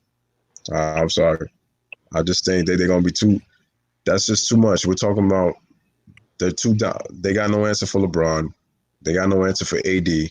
It's pretty much case closed right there. And the thing is that the only thing that they really have is you're putting Rudy Gobert against 3 different bigs. See, it hurts not having Derek Favors there neither, because that could have kind of nullified it a little bit. But Where did Derek Favors go? he's with New Orleans. He's with the Pelicans. So, and that's where it hurts. So I think that with that being said, the Lakers will beat the Jazz. I don't think the Jazz have enough to win at least even 2 games. I mean, I could see them getting 1 because they're good at home, but I don't think they're good enough to get 2. Like I said, I feel like the Lakers will bounce back after a loss, and the Lakers are one of the better teams in coming off losses this season. So I just think that that's going to play a factor. And I agree with Rio. I think this could be the series where Avery Bradley has a breakout series and just dominates both ends of the floor. I feel like this will be the series he gets steals and really make an impact, in this matchup. All right, so I got the Jazz in 5. I said Jazz. Lakers in 5. All right. The Clippers against the Nuggets or the Rockets. Either one. Either one. So we're gonna start with Rio on this one. Clippers and Nuggets. Clippers and Nuggets, and then we do Clippers and Rockets. Since me and G Money picked those teams. Who you got between the Clippers and the Nuggets, and then how many games? Ah, man, I hate to pick, man. I love this series. I'm like, I'm a huge fan of like Denver, but I got the Clippers in five. Ah, man, I hate to say that. Uh, but yeah, I just think Kawhi Leonard's gonna show out. Honestly, he's gonna take advantage of his matchup. Um, I think this is where like Jokic might actually looks pretty small compared to all the bigs that the Clippers have. So, but they have a lot of power forwards. If I'm not mistaken, they have about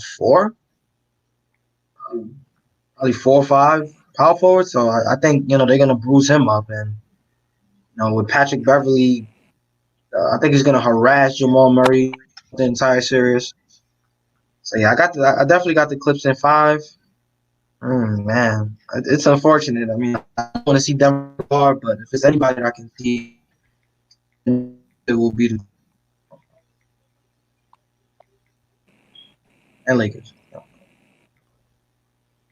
So yeah, Nice. Clippers in five. So you got the Clippers in five. All right. G Money, who you got? Clips or Nuggets. Here's what's actually so crazy. At first, I thought Denver could beat the Clippers because I didn't trust Paul George and Lou Will in the playoffs. But as of right now, I'm gonna say Clippers in 6. I think that the Clippers just have. This is just what I think. Okay, I just think the Clippers have more playoff experience than the Nuggets, and like I said, Denver is way too inconsistent. The Clippers just have better defense than the Nuggets, though, and Doc Rivers is a better proven head coach than Mike Malone. Jokic is a beast, Jokic is a beast, but he's only been to the playoffs just last year. Kawhi is a two-time Finals MVP. Paul George has been to multiple conference final. So I just think that at first I thought the Nuggets would beat the Clippers, but now I'm gonna say Clippers in 6 against the Nuggets because due to the better depth, defense, rotations, etc. D Jeff, floor is yours. I will make this short and sweet so y'all can skip me for the next round. The Clippers beat either of these teams in 5 games. I'll make it short and simple. I don't see the Rockets winning any more than one against them, and I don't see the Nuggets winning any more than one against them. The last game they played, the Nuggets, as a matter of fact, they blew them out 132 to 100 or something like that. Mm-hmm. So they'll squeeze the game out of there. The Rockets, they don't have enough to deal with the Clippers. The Clippers is just going to give them all kind of hell. Patrick Beverly will pester the hell out of James Harden. And between Paul George and Leonard, they're going to lock Westbrook down. The Rockets have nothing for them either. So 5 games, either team. Okay, Glory.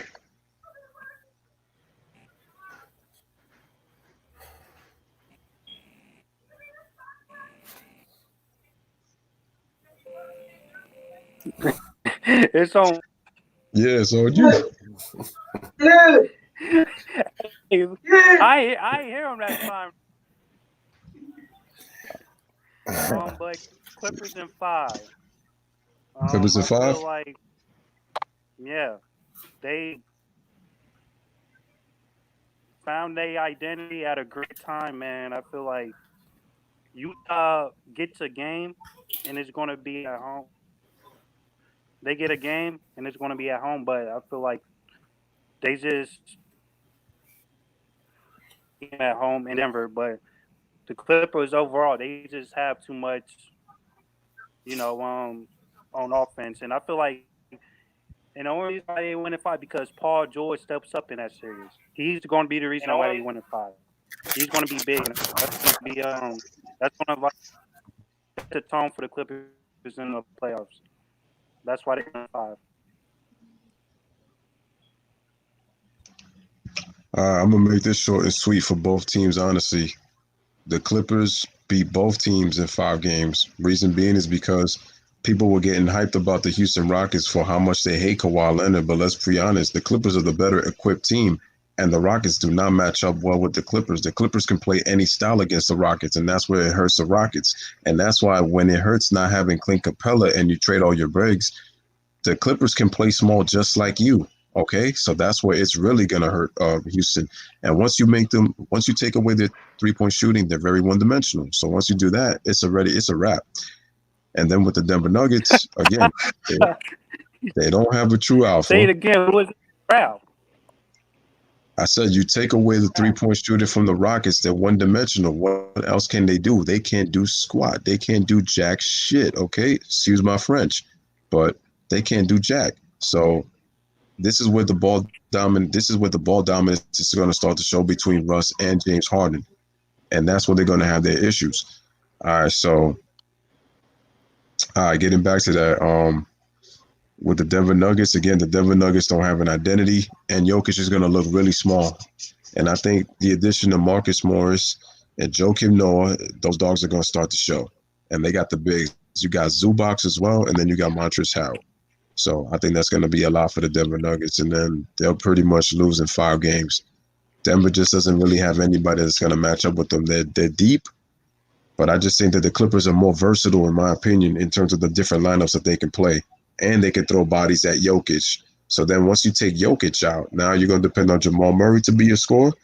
They got Patrick Beverly, who's a pest, and then they got Kawhi and Paul George. They got the more bigger team. So I honestly think that's Clippers and 5 for both series. Not to interrupt you, I'm actually going to shock you for this one. And this is just what I think. You can ridicule me all you want, but this is my opinion. I honestly think that the Rockets would beat the Clippers in the playoffs. I actually believe that. I don't trust Paul George, Lou Will in the playoffs. I don't. The Rockets, to me, have more offensive firepower than the Clippers. And in my opinion, you're going to see games when Harding and Russ are going to have layups constantly because the Clippers have zero shot blocking. Okay? I just think that the Rockets they look like crap that last meeting against the Clippers. I just think you won't see that Houston when he couldn't buy it from 3. I think they'll shoot well from 3 because the Clippers' perimeter defense to me is overrated though. So I just think that the Clippers, other than Kawhi Leonard, who should I trust in the playoffs? I know James Harden is not a great playoff performer, but he is a better playoff performer than Paul George. I'm telling you that right now. And Russell Westbrook, I know he can be a little bit of a blockhead, but there are times where he does perform in the playoffs. So I just think that the Rockets' firepower and their outside shooting will be enough to get past the Clippers, in my opinion. I'm gonna disagree on that, and here's why. To be honest with you, James Harden has probably the one series that he actually played well was actually last year. And quite honestly, I don't trust James Harden's defense because the thing is that if you're going to tell me that James Harden's going to play well offensively, he's going to have to bring it on that other end of the floor. And that's where I don't trust. At least with Paul George, I can trust him on the defensive end. The question is, can I trust him on the offensive end? And when the games are close in the fourth quarter in the big game. So I do trust that. But yeah, they can. Yeah, the thing is, and here's the thing though. The thing with the Clippers is, even though if Paul George and Lou Will can have a couple of off games, they're still deep. Where the Rockets, they don't really have depth. They're really not as deep as the Clippers, and that's where the Clippers are going to have the advantage for me. And like I said, with Russell Westbrook and James Harden, they're going to have an issue with whose system is it going to be in terms of how they expect to beat Houston. To expect to beat the Clippers, and that's where the issue's going to lie. And to me, and like I said, I think that the Clippers will understand they're going to utilize the game that they used against Houston, and they're going to use that to their advantage. And that's why I said that's where Houston's luck runs out. And that's where I think that the Clippers will have the advantage. Even if you don't trust Paul George, I more so don't trust in James Harden and Russell Westbrook because of how ball dominant they can be. I think the Clippers will be able to share the ball, and they're going to get some really good shots. Now, Lou will, yeah, he may have it, but like I said, I would be a little more concerned with them against a team like the Lakers as compared to the Houston Rockets. Because, like I said, the Houston Rockets, this team is fool's gold. They're gonna win. They're a regular season team, but when the playoffs come, we're gonna see their true colors. So I feel like the Clippers would beat them in 5. I don't see that going 6 games. The only way I see it happening is if the Clippers have a key injury. That's the only way I see it. I don't use injuries as an excuse. I don't think that would be fair to just use, oh, if PG was hurt, we would have won. We don't know. It's like last year. People keep saying if the Warriors were healthy, they would have won. We don't know what would have happened against Toronto. Because people need to remember this, okay? When Kevin Durant got hurt in game 5, it was a 5-point game, all right? It showed to be that the Raptors, to me, would have beat the Warriors last year because Toronto had better depth and defense and chemistry last year. We cannot use injuries as an excuse because it takes away the accomplishments of the other squad, though. So we can't because we don't know for sure what would have happened if both teams were healthy. We just have to wait and see how this goes, you know? So I'm not going to use the injury excuse. No offense, Louis. Yeah, and I want to add on to that. I'm going to Okay. touch on the Clippers and Houston series. G Money brought up a great point in that, but I don't feel like we saw what the Clippers can actually be on defense, Mm-hmm. like the whole season.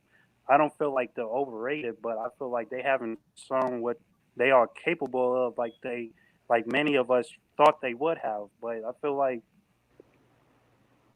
Harden and Westbrook, you know, they're going to get those numbers, but it's going to hurt the team or whatever.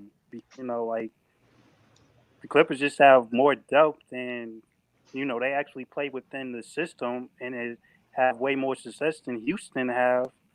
And I feel like that's going to make everything easier, especially against Houston. Because they know how to zone in and lock down Harden, as we saw not too long ago. So I feel like they're going to carry that, and then they actually have a game plan. They're not gonna be doing the same thing you see they do against the Nuggets or whatever. Like they play the Magic or whatever, got blown off the floor, and then they turn around and swung the Nets, and they end up losing that. But they did like the same thing both those games ago. And the Clippers, they turn around and change things up, even if it's just something little or whatever. I feel like, and that's really going to help them. And that's like a even better advantage or whatever. They went easily in 5, but like G Money just said about Toronto and Golden State. I'm glad he said that because I thought I was really the only one saying that. Like it's not a guarantee that the Warriors would just walked up in Toronto or just beat down on Toronto, or Exactly. whatever. They Like went with 6 games with an a 8 seed Clippers team. Like people need to understand this, okay? They went 6 games with an 8 seeded Clippers team. And if the Clippers were just decent at home, they could have pushed the Warriors to 7. And they had Kevin Durant then. And the Raptors were a better team than the Clippers last year. it, but G Money, I feel like it was like this. Toronto mentally was the hungrier team, and that's why they won. People can make up all the excuses they want though, but Toronto, they was not playing around. You, I don't know why people was sleeping on them. Like Golden State was just about to push them around. We all saw what they did to Giannis last year on playoffs. Like they it was not they right after the champions, And then as soon as they touched on Golden State, they, come on, man, like it would have been a great series, but I still feel like even then Toronto edged it out. I feel like it goes down to Game 7. Whoever has the ball last wins. But I feel like Toronto defensively, they would have made a key stop or got a big bucket or whatever, to seal the deal or whatever. Because I really do feel like even if Golden State was healthy, they still would have lost. Same. I agree, man. Golden State just Mentally, wasn't deep they enough. already beat them. They beat them mentally, and that's why they won. Golden State just try to use their star power and talent, but mentally they was defeated, and that's why they lost the series. And it's hard to Because three-peat, we kid. look It's at really hard to three-peat. Toronto did not play like they was defeated at all. Even when they was down, they just came right back up. Every time Curry hit a shot, Kawhi walks down and he hit a big shot or whatever. And Golden State was just stunned or whatever. So either way you look at it, Toronto was right there, tit for tat, every single time. And that's what helped them. That's what pushed them over the edge. And consistently we saw that. That's why everybody says Kawhi didn't do it by himself because Siakam stepped up, Van Fleet stepped up, Powell stepped up, and Lowry stepped up. Because as a unit, as a team, and don't forget Ibaka. Ibaka was big too. Hey, look, check this out, bro. I hear what y'all saying. I hear what you and Gideon are saying about Toronto, but man, we got to keep it a buck. We're not talking about one guy going down, and if that was the case, yeah, I'm there with you guys. But we're talking about two important guys going. Klay Thompson is top 5 and two-way player in the league, bro. Both of these guys fell, and I'm not even really here trying to. Yeah, he could be considered 3, but I mean, you would consider Paul George, Kawhi Leonard, and Giannis Antetokounmpo. You know what I mean? At least before him. But look, he's definitely top 5 for sure. Two-way player in the league. You don't lose and shoot it. About guy that can put up points. He's done it before. He did it that season. You don't lose a player like that plus a Kevin Durant, and then you give me all of this knowledge about Toronto and what they would have been able to do. Just a brief time before Kevin Durant eventually tore his Achilles, the brief time that he was in there and the impact that he had, bro, it's no way the Toronto Raptors get past that Warriors team if both of these guys don't go down. It took both of those guys to go down. Both of them. Okay, but I can't see that. Not at all. You don't lose a Klay Thompson and a Kevin Durant and still think that's not going to make. That's crazy, bro. That's crazy. Okay, these but superstars, not star players. These are 2 star players, bro. Hold on, let me interject real quick. Here's the thing. People Klay's not a superstar in my opinion. What? Hold on, G-Money. Here's the thing. No, Klay's not a superstar. No, that's not. He's you said star, Klay. You said Klay. I thought you said Curry. I'm sorry. No, Curry is. Klay's not a superstar. Yeah, I agree. No, here's the problem. The key thing is, look, Game 6 came down to the last shot, and that was with Klay Thompson scoring 33 points midway through the third quarter. You got to remember that as well. The Warriors were in that game, and Kevin Durant was no longer there because in the 11 minutes that Kevin Durant played, this dude was 4 for 4 from the field, and I knew. I said, as long as KD is hitting his shot like that, as good of a defender as Kawhi is, he was going to be in for a long night. It makes that much of a difference. Now, when he went down, the Warriors barely won because they struggled to, and you can see that they struggled to score. They did go on, I believe, on a 20-0 run. I think it was in the third quarter of that Game 5, but they struggled to score down the stretch, and they were fortunate enough to get a win because the Raptors couldn't make the plays. It goes back to what D's saying. I give Toronto all the credit in the world because they had step up. I will not take the championship away from Toronto. But, you lose Klay Thompson, Game 6 Klay, putting up 33 big points and then tears his ACL, and that was a close game, and the Warriors were up at that point. The minute he goes down, even if the game was close, you're missing that extra body. That's an extra 20 points you're missing right there. Then you're missing KD. And look, with Klay Thompson, I say that the game goes to Game 7, and I have Toronto beating them in Game 7 with Klay. Now, Agreed.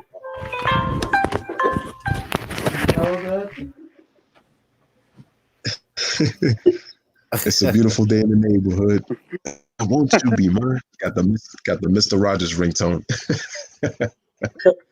But like I said, then you add Kevin Durant. Kawhi's gonna have a tough time guarding KD because you already know that KD's length is gonna be a problem, and he can shoot over the top of Kawhi too. So KD has that wingspan advantage, and KD can score from anywhere on the floor. And then you add a shooter in Klay Thompson. So that's why it's going to be that much harder to double Curry. It was that much easier because those guys weren't really on the floor like that. So it made it that they played a boxing one defense on Steph Curry to get the ball out of his hands and give it to Iguodala. That just lets you know how much attention he gets. You put Clay and KD, it makes it that much harder for them to stay with them, even though they got the matches. But Iguodala, who was also playing at 70%. You understand? That's another thing. Iguodala, who was also playing at 70%. Like, we got to think about that too. And you're talking about even if it was a fully healthy Warriors team, no freaking way, bro. Iguodala was hurt. DeMarcus Cousins was out. Sean Livingston was hurt. Klay Thompson gone. Kevin Durant gone. A fully healthy Warriors team? No way. Toronto don't get past that, bro. No freaking way. And listen, they may not have been as deep as Toronto, but I'm telling you, I disagree. I disagree with that, D. I really do. I mean, that's fine. That's fine. If it's man, agree to disagree. It's all cool, man. We got our opinion. But we got to look at it like this. Toronto, they didn't have the talent to contend with the Warriors. But mentally, that's like they was already in Golden State's head when Toronto blown them out during the regular season, and Curry said, don't say nothing until y'all beat us in the playoffs. That's when both those teams was going at it. You in the West, the Warriors was dominating, but in the East, it was a war. It was these playoff series in the East. You don't know what was going to happen. We all knew that Golden State was going to get back to the championship, but in the East, it was a battle. Toronto had back-to-back series when they was tested, which helped shape them up to be the team that, okay, you guys proving yourselves, and now you guys get to play for the championship against, one of the greatest teams of all time and against the defending champs. And they definitely stepped up to the plate. It would have been a great shit. Either way you look, that's going to 7 games in its own self. A fully healthy Warriors team against Toronto's 7. But I feel like whoever has the ball last, they win the game. But I feel like Toronto, they do everything they need to, and they step up, and and Durant's going to be the reason why they win. But I feel like Kawhi and Durant, that's a great match, and many people feel like Durant gets the better half of Kawhi every time they match up. But that's you gotta like look at it in its own context, though. Kawhi's Kid Glory, real quick, bro, real quick. Kid Glory, real quick. Who before Kevin Durant got injured? Who was the best player in the league? You said what? Before Kevin Durant took his injury, who was the best player in the league? Before Durant got injured? Yeah, who was the best player? What season you talking about, though? What, last year? Durant. My point is this. You don't take the freaking best player off of a team and act like that's not going to be a determining factor, bro. Because that is exactly what happened. He was the best player in the league, bro. And you're talking about removing him off of a team, and you're telling me that they still could have gotten the job done when they struggled. Listen, when they struggled in that game before Klay tore his ACL, they were still struggling against the Warriors with just Klay. You removed the best player off the team, bro, and Klay. Man, you guys, I really cannot process this. I can't.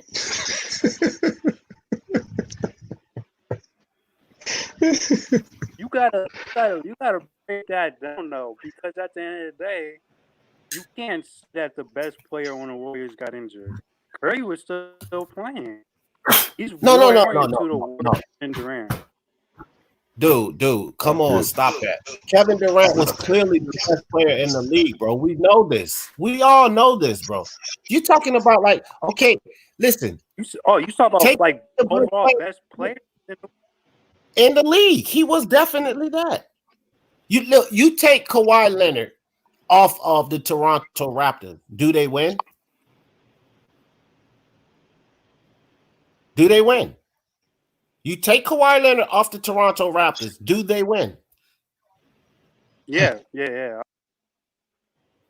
So, but this is what happens to the Warriors, and you guys are not processing this. You took Kevin Durant off the team and their third best guy. But like, I don't. There's no chance for the Toronto Raptors to reinstate that, bro. We saw what happened. We saw what happened. What happened when Kawhi played the Warriors last year? Because when San Antonio and Golden State matched up, their best player got taken out. But not two of their three best players, bro. That's two of their three best players. Like, you're leaving this out, dog. You're leaving out that it's two of their three best players. What championship team in history? Kid Glory, bro. I mean, like, honestly, I think that you guys are being borderline unrealistic, because if you look at any two championship teams in freaking NBA history and you take off two of their best three players, how do they win? Any of them? Any of Magic and James Worthy? How do they win? Kareem couldn't do it all alone. This is what you guys are essentially talking about. How the hell do they win when you take two players off and one happens to be the best player in the league? That is like, it's not even realistic, in my opinion, what you guys are talking about. Okay, hold on. I'm going to just say this really quick before we go to that last matchup in the Western Conference Finals, because we got into Golden State and Toronto. And I'm going to just end it with this before we talking about that game. we got off track in a heartbeat. Nah, listen. The problem is that, you take off Kevin Durant, that's 27 points a game, and then you take off Klay Thompson, that's 22 points right there. That's nearly 50 points from two starters. They're your starters. So now Curry doesn't have that much to work with. And then you're talking about a DeMarcus Cousins who's not even really in the best of shape, and he tore his quad trying to come back from an Achilles injury too. And then on top of that, it's like after that, it's like Sean Livingston was not himself. Iguodala was playing kind of hurt. And yeah, they didn't have the depth. But it makes that much of a difference. Oh, don't forget also Kayvon Looney also got hurt in that series, and he was balling too. So the thing is, you give Toronto credit, but it's like even after all that, it took all of that for the Warriors to get hurt, and they weren't even that deep. And then also, it's what Anthony L. said, man. In a 4-minute stretch, before he ruptured his Achilles again, he scored 12 points, and he was a perfect 4 for 4 from the field. So I'm going to just win it. It's like those Warrior injuries, Toronto's going to win that series, man. Those injuries were huge, and they made them easier to defend Curry. So that's a problem. With those two out there, it's not going to be that much attention. But you lose two of your three best players, you can lock down the last one, bro. Like that, they can lock down the last player because they don't have to put with Kevin Durant on that floor. You know how much attention he requires. They can't lock down Curry like that. There was Kevin Thompson on the floor. You know the type of attention that requires, bro. You remove that, and it's absolutely damn near impossible for them to win. Like that has to matter. I mean, just look at it this way. Go back to 2017 when the Cavaliers matched up against the Golden State Warriors. Did you see how easy Kevin Durant got his baskets when they kept trying to double Curry and Klay running to the three-point line, realizing that he was the best player on the team? And then it pretty much was it was just pretty much easy. It was pick your poison. You couldn't double anybody. You take off you take off Durant and you take off Klay Thompson. It makes it that much easier to guard Steph Curry because he really doesn't have anybody to turn to pretty much just make baskets.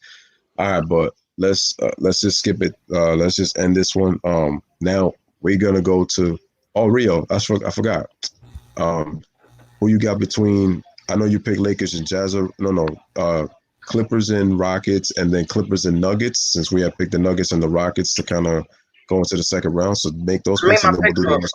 for Clippers and Nuggets already. What about Clippers and Yeah, he Rockets? picked. Because me and G Money. You said Clippers and Rockets? Mm-hmm. Uh,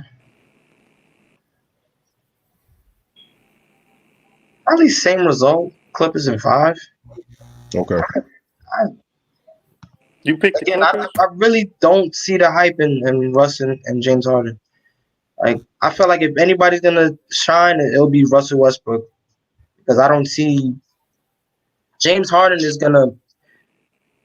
And I feel like this what happened last year. James Harden made the game a lot harder last year when he was playing alongside Chris Paul. I feel like he made the game a lot harder. I feel like he stopped the ball, like stopped the movement and everything. He's like, "What, isolation ball?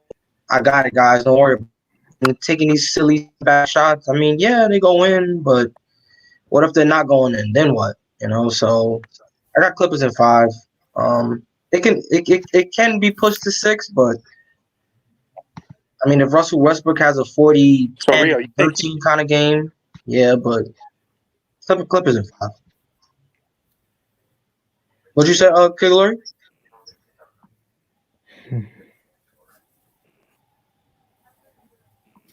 I don't think he heard. This might be some chippy going on. I don't know. All right. So, Western Conference Finals, baby. Lakers and Clippers. Man, Lakers and Clippers, man. For the Fats to defend the Western Conference. D, we starting with you. Then we got G Money. Then we got Rio, and then we got Kid Glory in the back end, and then I got it on the back. D, go ahead. Lakers, Clippers, Western Conference Finals. Who you got and how many games? It's gonna be a good one. I can't wait to 7 say for my sure. answer, man. 7 for sure. Los Angeles Lakers, bro. Okay. I got 7 for sure. And I got the Los Angeles Lakers. And look, man, I think that this is LeBron James and Anthony Davis' time to show and prove. I'm not saying that they'll win when they get there, but I think that they make it there to a chance. Also, back to what I've been saying all night: chemistry, chemistry, chemistry, chemistry. It is just not there for the Clippers, in my opinion. It's not there, bro. And we're talking about the Western Conference Finals. This is the last dance. You understand what I'm saying? They're not going to gain the type of chemistry. Their duo don't have the chemistry that the Lakers duo have. LeBron James and Anthony Davis have chemistry already, and they've shown that. They can play well together. Paul George and Kawhi Leonard has not shown that to me, not at all. And that's going to be the determining factor. The Lakers take them in 7. All right, G Money, your turn, man. These got Lakers in 7. If we did get the battle of LA, I'm going Lakers in 7 too. I just think that the Clippers don't have the chemistry to hang with to beat the Lakers. I just think that, like I said multiple times, other than Kawhi Leonard, I don't trust anybody in the Clippers, in my opinion, other than Kawhi Leonard. Okay, for the Lakers, you got Anthony Davis. I know the guy's not gone far in the playoffs, but he did play the Warriors twice, so you can't blame him. All right, LeBron has gone and done in the playoffs. I know. I mean, he's 3-6 in the finals, which is terrible, but he has gone and done in the playoffs. All right, then you have guys like Avery Bradley, JaVale McGee, Dwight Howard, who have been deep in the postseason, though, and their veteran experience will show in that series. And I know Doc Rivers has won a championship, but like I said, Frank Vogel's been in 2 conference final in his career and came very close into beating the Miami Heat back in 2013. So I'm just saying that I just think that the Lakers' talent, firepower, and size will be too much for the Clippers to handle, because the Clippers just don't have the shot blocking and the paint presence to hang with the Lakers, though. Because look, Zubac is not going to stop 80 in the post. All right, he's not. Montrezl Harrell is a good offensive player, but he's not a great defender. He's a terrible pick and roll defender. So I'm just saying that there's going to be games out there. You're going to see 80 get 35 to 40. There's going to be games out there. So I just think that the Lakers just have a little too much than the Clippers. So I got Lakers in 7. Rio, go ahead, man. This is a 7-game series, no doubt about it. Battle of LA. I I love this matchup. It is a tough pick, but if we're being honest right now, I'm just going off how the season looked. I have the Lakers in 7, and I'm choosing them just because like the LeBron and AD factor. I think that's gonna like be key. Of course, AB Bradley coming in. Um, for some reason, I see KCP actually like shining in the series for some apparent reason. I don't know why. Yeah. He's played well. I just have that gut feeling that he's gonna like have 15, maybe 20 points in like probably 3 out of 7 of those games, maybe. Um, I see that happening. This is tough, man. This is really a tough pick. But I think I'm gonna stick to the Lakers in 7. I mean, the dream matchup is the Bucks and the Lakers to be in the finals. I mean, that's what everybody want to see: Giannis versus LeBron. But so I think I'm gonna stick to that. I think that's gonna happen. So Lakers in Okay. 7. So we got 3 7-game series in favor of the Lakers. Go ahead, kid. Your turn. My turn. Yep. Clippers in 6, man. What are y'all talking? Thank you, sir. Talk about it. Thank you. About? Thank Talk you. about it. Yeah, I don't Clippers believe in in the 6, Clippers, man. man. What are you talking about, man? Like, man, y'all about to respect Kawhi. Watch, man. Watch. Like, come on. Other than Kawhi, who Y'all could know who step y'all up in the talking playoffs, bro? Y'all talking crazy Can I? right now. Hold on. Can I? Can I? Hold on. I'm about to get Okay, my tag so off. I'm you about you to get see my tag on. Hold on, Rio. you You I let him first, you get man. see. his piece. Let him get his Hold on, piece. man. Oh man, I have something to say. Go ahead. Go ahead, please. Go ahead. Keep going, kid. Talking to Matt. Oh, okay. Clippers in 6, huh?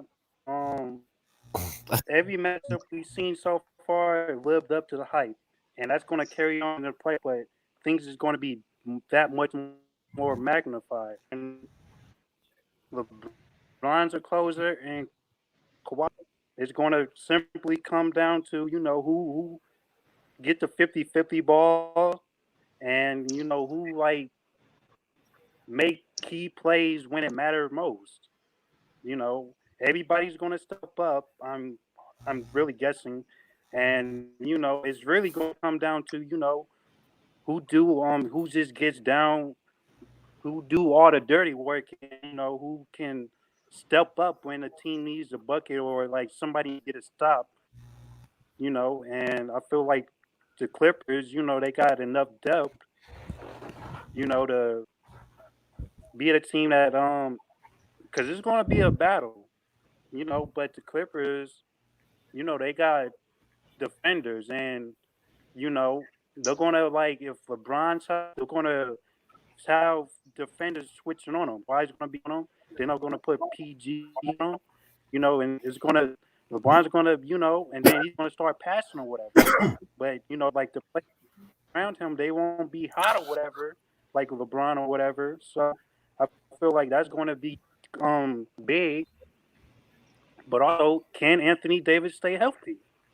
Y'all ain't want to bring that up. Same Can he thing with actually Paul stay George, healthy bro. in a series that match? Like, cause like that's gonna be big though.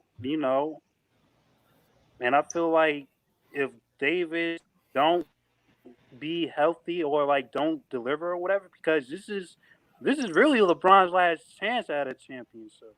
But it's a wrap, man. Clippers, man. About to show y'all, man. Watch, man. I'm done soon. Like, y'all, watch, man. Y'all talking crazy though, man. Y'all know what y'all talking about, man. Y'all just talking crazy right now. Yo, How but, you talking crazy? Have you seen but Paul my George thing in the is, it's playoffs? like so you see But he Kawhi got Leonard. You see Kawhi Leonard winning with the Raptors and then the following year magically winning with the Clippers, the entire thing.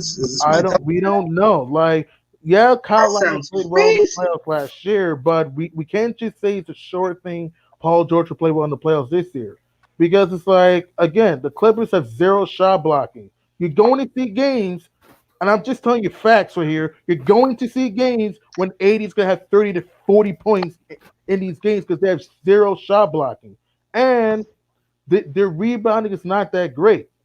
And like I said, and like I said, Lou Will is a good. Here's what we need to understand. Okay, last year, yes, the Clippers took the Warriors 6, but if you actually watch the series from start to finish, he played well on the road. He didn't play well at home. The question is going to be consistent enough? That's the question. I don't know. Like, I just think that the Lakers have more guys who have proven themselves, other than Kawhi Leonard, who has proven themselves on the Clippers. That's what I'm saying. That's what I'm talking about. I don't trust the Clippers with this roster. I just think the Lakers are just a better team. Oh man, I gotta hear what you gotta say, man. Yeah. I hear it, man. All right. All right. Here we go. Here we go. Here we go. So D Jefferson has got the Lakers in 7. G Money has got the Lakers in 7. Rio has got the Lakers in 7. Kid Glory has got the Clippers in 6. Kid Glory, I'm with you on this one, man. I got the Clippers in. Got the Clippers Here's the in. reason. Biggest reason. Are you really gonna tell me that you are going to depend on Avery Bradley to play as well as he did in that game against the Clippers like he did on last Sunday? I don't think so. Are you going to depend on Danny Green to play as well as he did against the Clippers on opening night again? I don't think so. Kuzma, he's going to give you one. He's going to give you one good game. But are you listen? But are you really going to tell me that Kyle Kuzma is going to play like that consistently when people have kept saying that Kuzma's a dope guy? We can say the same thing with Lou Will in the playoffs, bro. You got to listen to me and let me finish my point. You got to let me finish my point first. I get that Paul George has not shown up. Rio, why you I get that Lou Will. Because he don't believe it. But listen, what I'm trying to tell y'all is this. People are really going to be sleeping on this Joakim Noah signing. Because listen, the Lakers may have the experience, but the Clippers are hungry. And I'm telling you right now that you're going to see that hunger display itself in the Western Conference Finals against the Lakers. They're, in my opinion, they're just a better equipped team. And you're forgetting one key thing. If the playoffs were right now, I would not trust the Clippers against the Lakers. But the key thing right now is there is no season right now. Because of that, the Clippers at some point are going to get the opportunity to get their chemistry. And we also have to remember this as well. What if the season doesn't happen? Because remember, we're playing like as does the season happen and the Clippers were getting their chemistry. Because remember, the game stopped with 19 to 20 games left. Okay? That's what we got to remember. And if the Clippers had the opportunity to get their chemistry going for the last 20 games going into the playoffs, you're not telling me that they probably could have had some sort of momentum? See, that's the key. And my thing is this also. If LeBron James and the Lakers don't get an opportunity to play for a championship this year, let's say that they cancel the season, this would have been his last chance because Steph Curry will be back healthy. Klay Thompson will be back healthy. Forget about the COVID virus. KD and Kyrie are going to come back healthy. That's another team that's going to come back. Also, you got to forget, you also have to remember about those young teams fighting for playoff spots. The West is going to get even tougher too. It's going to be even tougher. Don't forget about, possibly with the Warriors, Andrew Wiggins, who's on that team. Okay? So the moves that they can make. The Pelicans with the young dogs that they got. Memphis, Sacramento. Like, this is the stuff that we got to keep paying attention to. If the playoffs started today and we were talking about they get no chemistry, I would have actually more faith in the Lakers. But also, both teams have issues with free throw shooting. They do. Montrezl Harrell doesn't defend the pick and roll very well. And the thing is, he can defend. The problem is Doc Rivers has turned him into an offensive player instead of having him defend a rebound. That's why the Clippers are weak when it comes to defensive rebounding. And the thing is, they lack focus and complacency, and they've had chemistry problems. But I see a fully focused Clippers team. I'm telling you, the Lakers are not going to beat them because their depth is going to show. And I don't trust LeBron and AD in the fourth quarter. It looks nice in the regular season, and yeah, they beat the Clippers. But I do not trust LeBron and AD in the fourth quarter, especially if AD continues to take jump shots on the outside late in games, and then LeBron is too scared to be at the free throw line. Because let's face it, even if Kawhi didn't play well against LeBron, LeBron is still scared of Kawhi. He's still scared of him, and I could just tell LeBron is trying to hide. He's trying to his play style. He's trying to hide, bro. I can just see it. LeBron can ball in the playoffs, but I'm telling you, when they get to that Western Conference Finals and he plays if he were to play the Clippers again, I'm telling you, you're gonna see that LeBron in late in games. He's gonna show it to where he's gonna tune. Oh, where was LeBron at? Oh, it wasn't his fault. Anthony Davis, man. I mean, where was he at? He's gonna be the scapegoat. Oh, he didn't have enough help. Everybody, I'm telling you, I the last couple of years, and it's like I'm already seeing it. I can already see the tune. I'm saying it. The Lakers have a chance to win, but I'm telling you right now, the Clippers give the chemistry.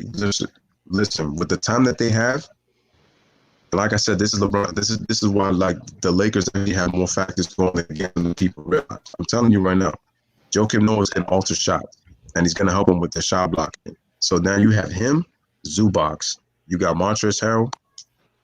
You also got Marcus Morris. People forget that they got multiple defenders that they can throw at LeBron. So Kawhi and Paul George are not really going to be. They could take a whole bunch of turns. They got more defensive players that they can really throw at. Their best defensive players. And you also have to remember that JaVale McGee and Dwight Howard, they can easily get themselves in foul trouble, which is why we have to also pay attention to.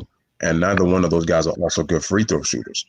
And also, do you trust LeBron at the free throw line late in games? Hell no. Because they're only going to say he's the right basketball play. So, yeah, we have to worry about Kawhi Leonard's injury. We do have to worry about Paul George getting injured. But we also have to worry about LeBron and AD because, remember, LeBron still has that groin injury. He still has that left groin. And Anthony Davis, that dude, his body's made out of brittle bone. Like, you just feel like it's going to crack at any time. And I'm sorry. He's not good with physical play. Bank on the thing is that's what Joakim Noah brings, and that's what Mark. They're gonna be fit. They're gonna be physical with AD. I'm looking to see how AD deals with that physicality, because he doesn't like to play physical, and he's already said that many times. Doc Rivers will make sure to take note of that they're gonna be physical with Bron and AD, and we're gonna see how they deal with that physicality. So I get about Paul George and Lou Will because I've said it before with the Clippers. Lou Will has to find a way to play better on both at home and on the road. Same thing with Paul George. But like I said, I question the Lakers in big moments too. They're just trying to hide it in the regular season, man. But I'm telling you, the true colors are going to come out in those Western Conference Finals that they will meet up. So I got the Clippers in 6 games, and they wrap it up at home. So last one, man. NBA Finals. Guys, hey, real quick, Louis. I gotta jump off, dog, because I got to get up real early. But let me give y'all a final pick for the finals right quick. I was about to can't actually dig get early into, too. but before I do, Kid Glory, Rio, Gideon, it was a pleasure, fellas. I say that the finals would have went down like this. LeBron James and AD would have pulled it off, man. They would have took Giannis and them out in the finals. That's how I see it. LeBron pulls it off, and he goes on out the door, ring up on them. That's what I think would have happened. I think Giannis would have tanked in the damn finals. So there you go. You guys, that'll give y'all something to talk about. LeBron, AD, they get the ring. Peace out, man. Y'all have a good one. See y'all later, chat. Woo. All right, deuces, D. Peace. Stay safe. All right, man. NBA Finals. We're gonna make this real quick, and then we're gonna close out the show. And so Lakers and Bucks, and then we'll do Clippers and Bucks. Since me and Kid Glory got the Clips, so you two can do Lakers Bucks, and we'll do Clippers Bucks, and then we'll end the show. So starting with G Money, Lakers Bucks, who you got to win the championship? Ooh, Zooey Mama, this is really challenging. This is really. I'm gonna do a drum roll. And when we do a drum roll, I'm gonna make my prediction. Drum roll. I'm going Bucks in 7. I just think Milwaukee has the depth. I just think Milwaukee has the firepower to match the Lakers, and they have enough big men to control AD in the post. I just saw in that game in Milwaukee, even though AD got going, some of his shots were at jump shots. It was hard for him to score. I know the Lakers took down the Bucks on the game you and I did, Lewis, on Friday a few weeks ago. But I just think that you won't. I just think that Milwaukee just has enough firepower to match the Lakers. And like you said, the Lakers have some really questionable decision making in the finals, though. I think it could work against the Clippers because you have a playoff choker in Paul George and a playoff underperforming Lou Will. But against the Bucks, I just think that the Bucks, to me, will use that motivation from last year collapse against Toronto to finally take care of business against the Lakers in 7. Rio? Man, I'm actually gonna agree with D Jeff. I'm actually gonna pick the Lakers to win the championship in 7 games. But I can actually see Anthony Davis winning the MVP over LeBron James. I think he's gonna outperform LeBron. I think this is where he's gonna like shine the most because they're gonna. I feel like the Bucks are gonna have too much focus on LeBron James, and I think that's where Anthony Davis is gonna shine. I can actually see Giannis actually having a great series, but I think this is where all the other pieces that's around him won't step up. I feel like Chris Middleton is going to struggle, um, along with all the other players, all the other pieces they have. Even Brook Lopez, I can see Brook Lopez stepping up, but I don't think it will be enough for them to win the championship. So I actually have the Lakers in 7, Anthony Davis being the Finals MVP. All right, so I'm gonna do I'm gonna do both series. I'm gonna do Lakers Bucks, and then I'm gonna do Clippers Bucks since I picked the Clippers. All right, for the Lakers and the Bucks, I got the Lakers winning at 6. I just think that Giannis will have a good series. I think the Lakers have the bigs to defend him and neutralize him like they did in Staples Center. I think Middleton and Bledsoe don't show up. The media will push for LeBron to win the Finals MVP. They will to say that. I can already see it. AD Kobe, to me, yay! Okay. I think AD to me will be the MVP, but I just think because he's such a beta and he's pushing for LeBron to win the MVP because he's under LeBron's mind control. I'm sorry, he's just a beta. That's what he is. LeBron will win the Finals MVP, and it's going to be because of narrative. It's not going to be because he really deserves it. And so that's what I'm saying. So I think the Lakers will win the championship, and then they'll say they did it for Kobe, but they didn't do it for Kobe. They did it for Bron. Right. That's just the truth. It's just going to be on narrative. For the Clippers and the Bucks, I got the Clippers because the reason being is that I just think that the championship is coming to the Western Conference this year because I just don't see the Bucks. It's a Giannis basketball team. I just don't trust Chris Middleton and I don't trust Eric Bledsoe. Bledsoe benefits when the game is played fast. Both the Clippers and the Lakers can play half court. Something that the Bucks cannot do when Middleton and Bledsoe play in the lineup. Those guys more like to play more so in the full court. And in the half court, Middleton likes to shoot open threes, and Eric Bledsoe is not a consistent jump shooter. So his jump shot can fade when he's not pushing the pace and getting into the paint. You take that away, Eric Bledsoe can't really do anything else. So that's why I said that the Bucks, even though that they're deep, their firepower can get cut off. Even if you have George Hill, their firepower can get cut off if Giannis gets taken out of the paint. He takes less free throws. He has to beat you from the outside. And then Middleton and Bledsoe, they don't show up. I just feel like, again, the Lakers and the Clippers, to me, they're two better teams than the Milwaukee Bucks. Milwaukee's a nice regular season story. They finally get through the finals in terms of the teams that they got to beat through the East. But the West just proves once again that they're the better power. And I think the Lakers and Clippers are just both better. And the MVP of the finals will be Kawhi Leonard for the Clippers. Him and LeBron, either one of them, I think, are going to both make history to win a championship with 3 different teams. It's just going to happen.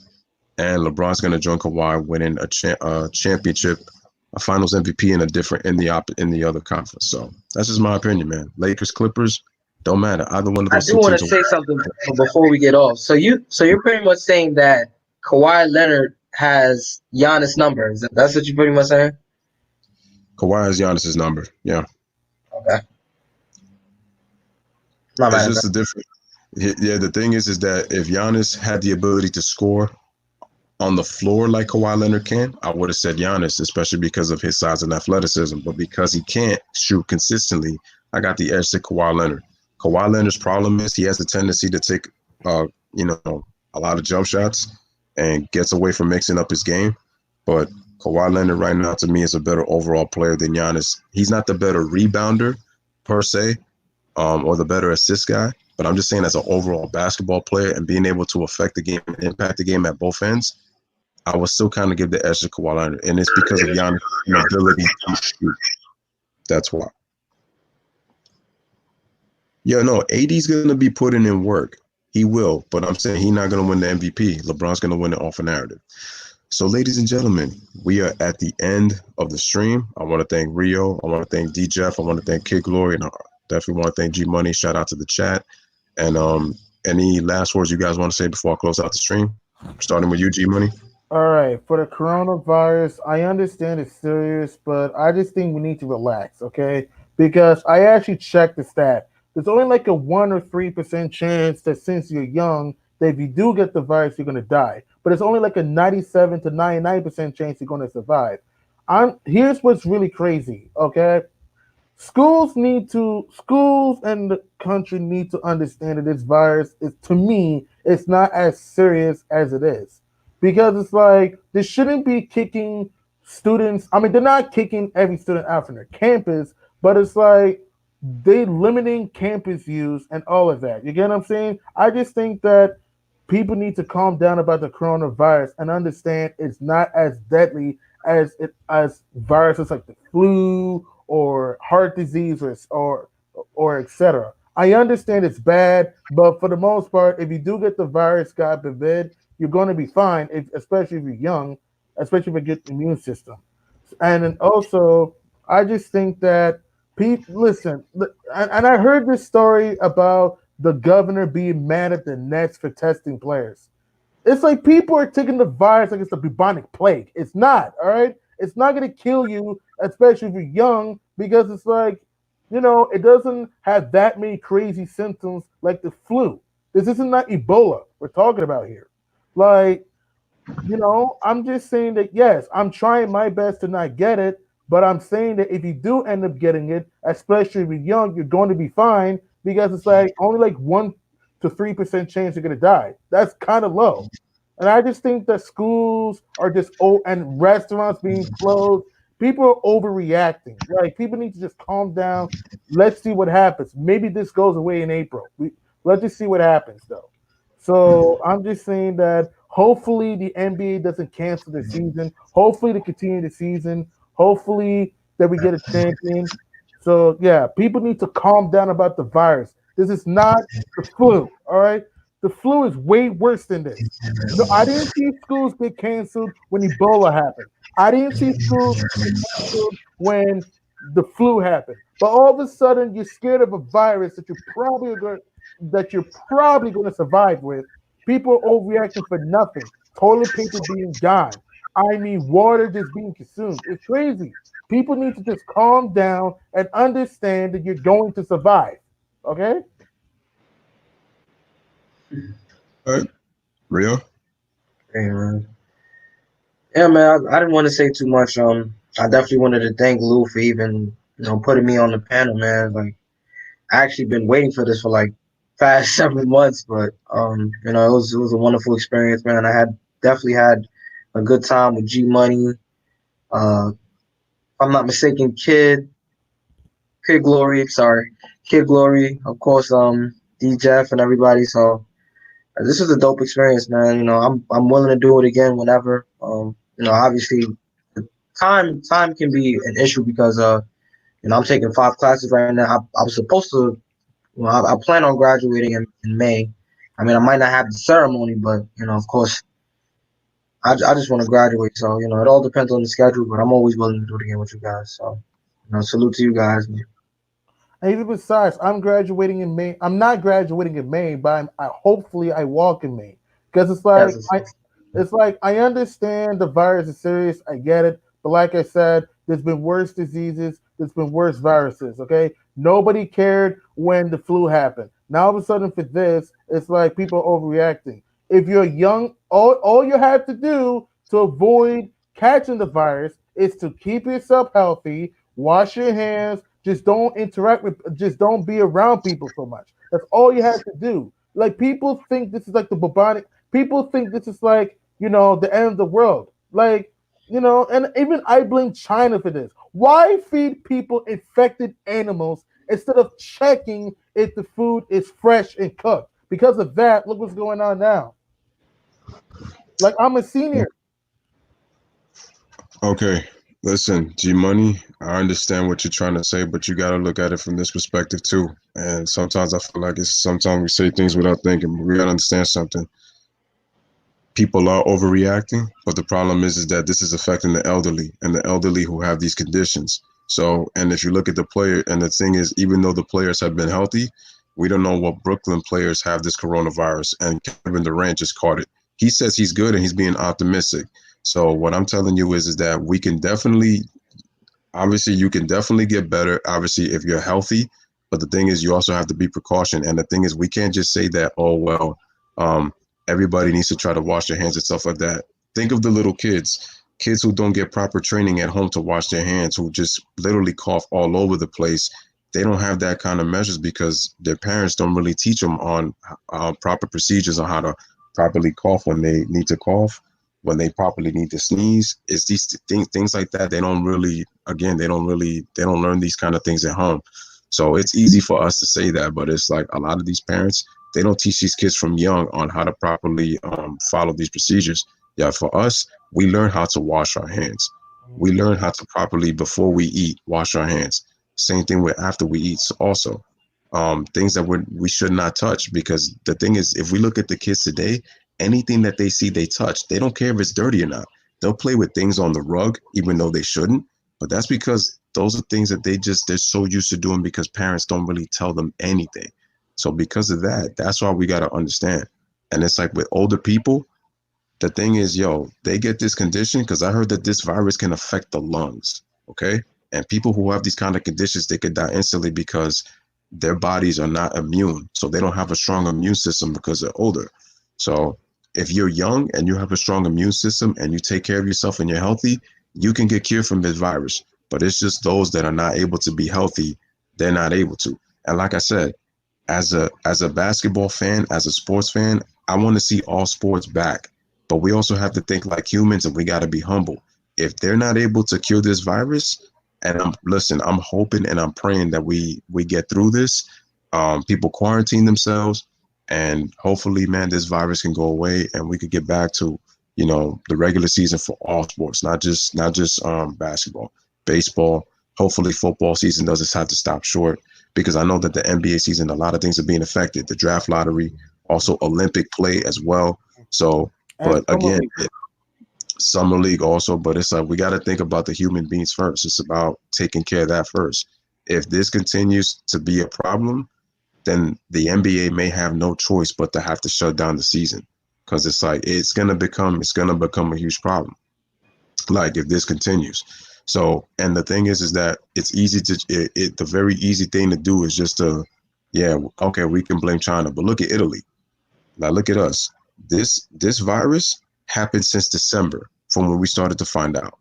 The United States had more than ample time to prepare for this.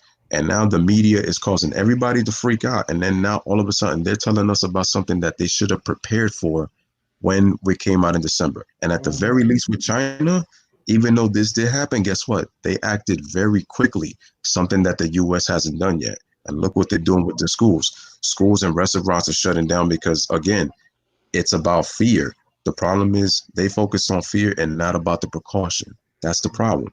So we got to be thankful. And the thing is, this has to be a lesson for when something like this happened, because look, you're asking yourself, when 9/11 happened, There was anthrax. Anthrax was killing people, but they didn't stop. They didn't stop sports.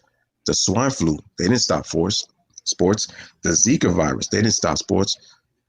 The coronavirus. The thing is with this COV, they don't really know much about it. That's the thing. But this has been talked about since December, and they have really done nothing about it. Now they're trying to do something about it, so they're trying to cancel because they don't know much about it.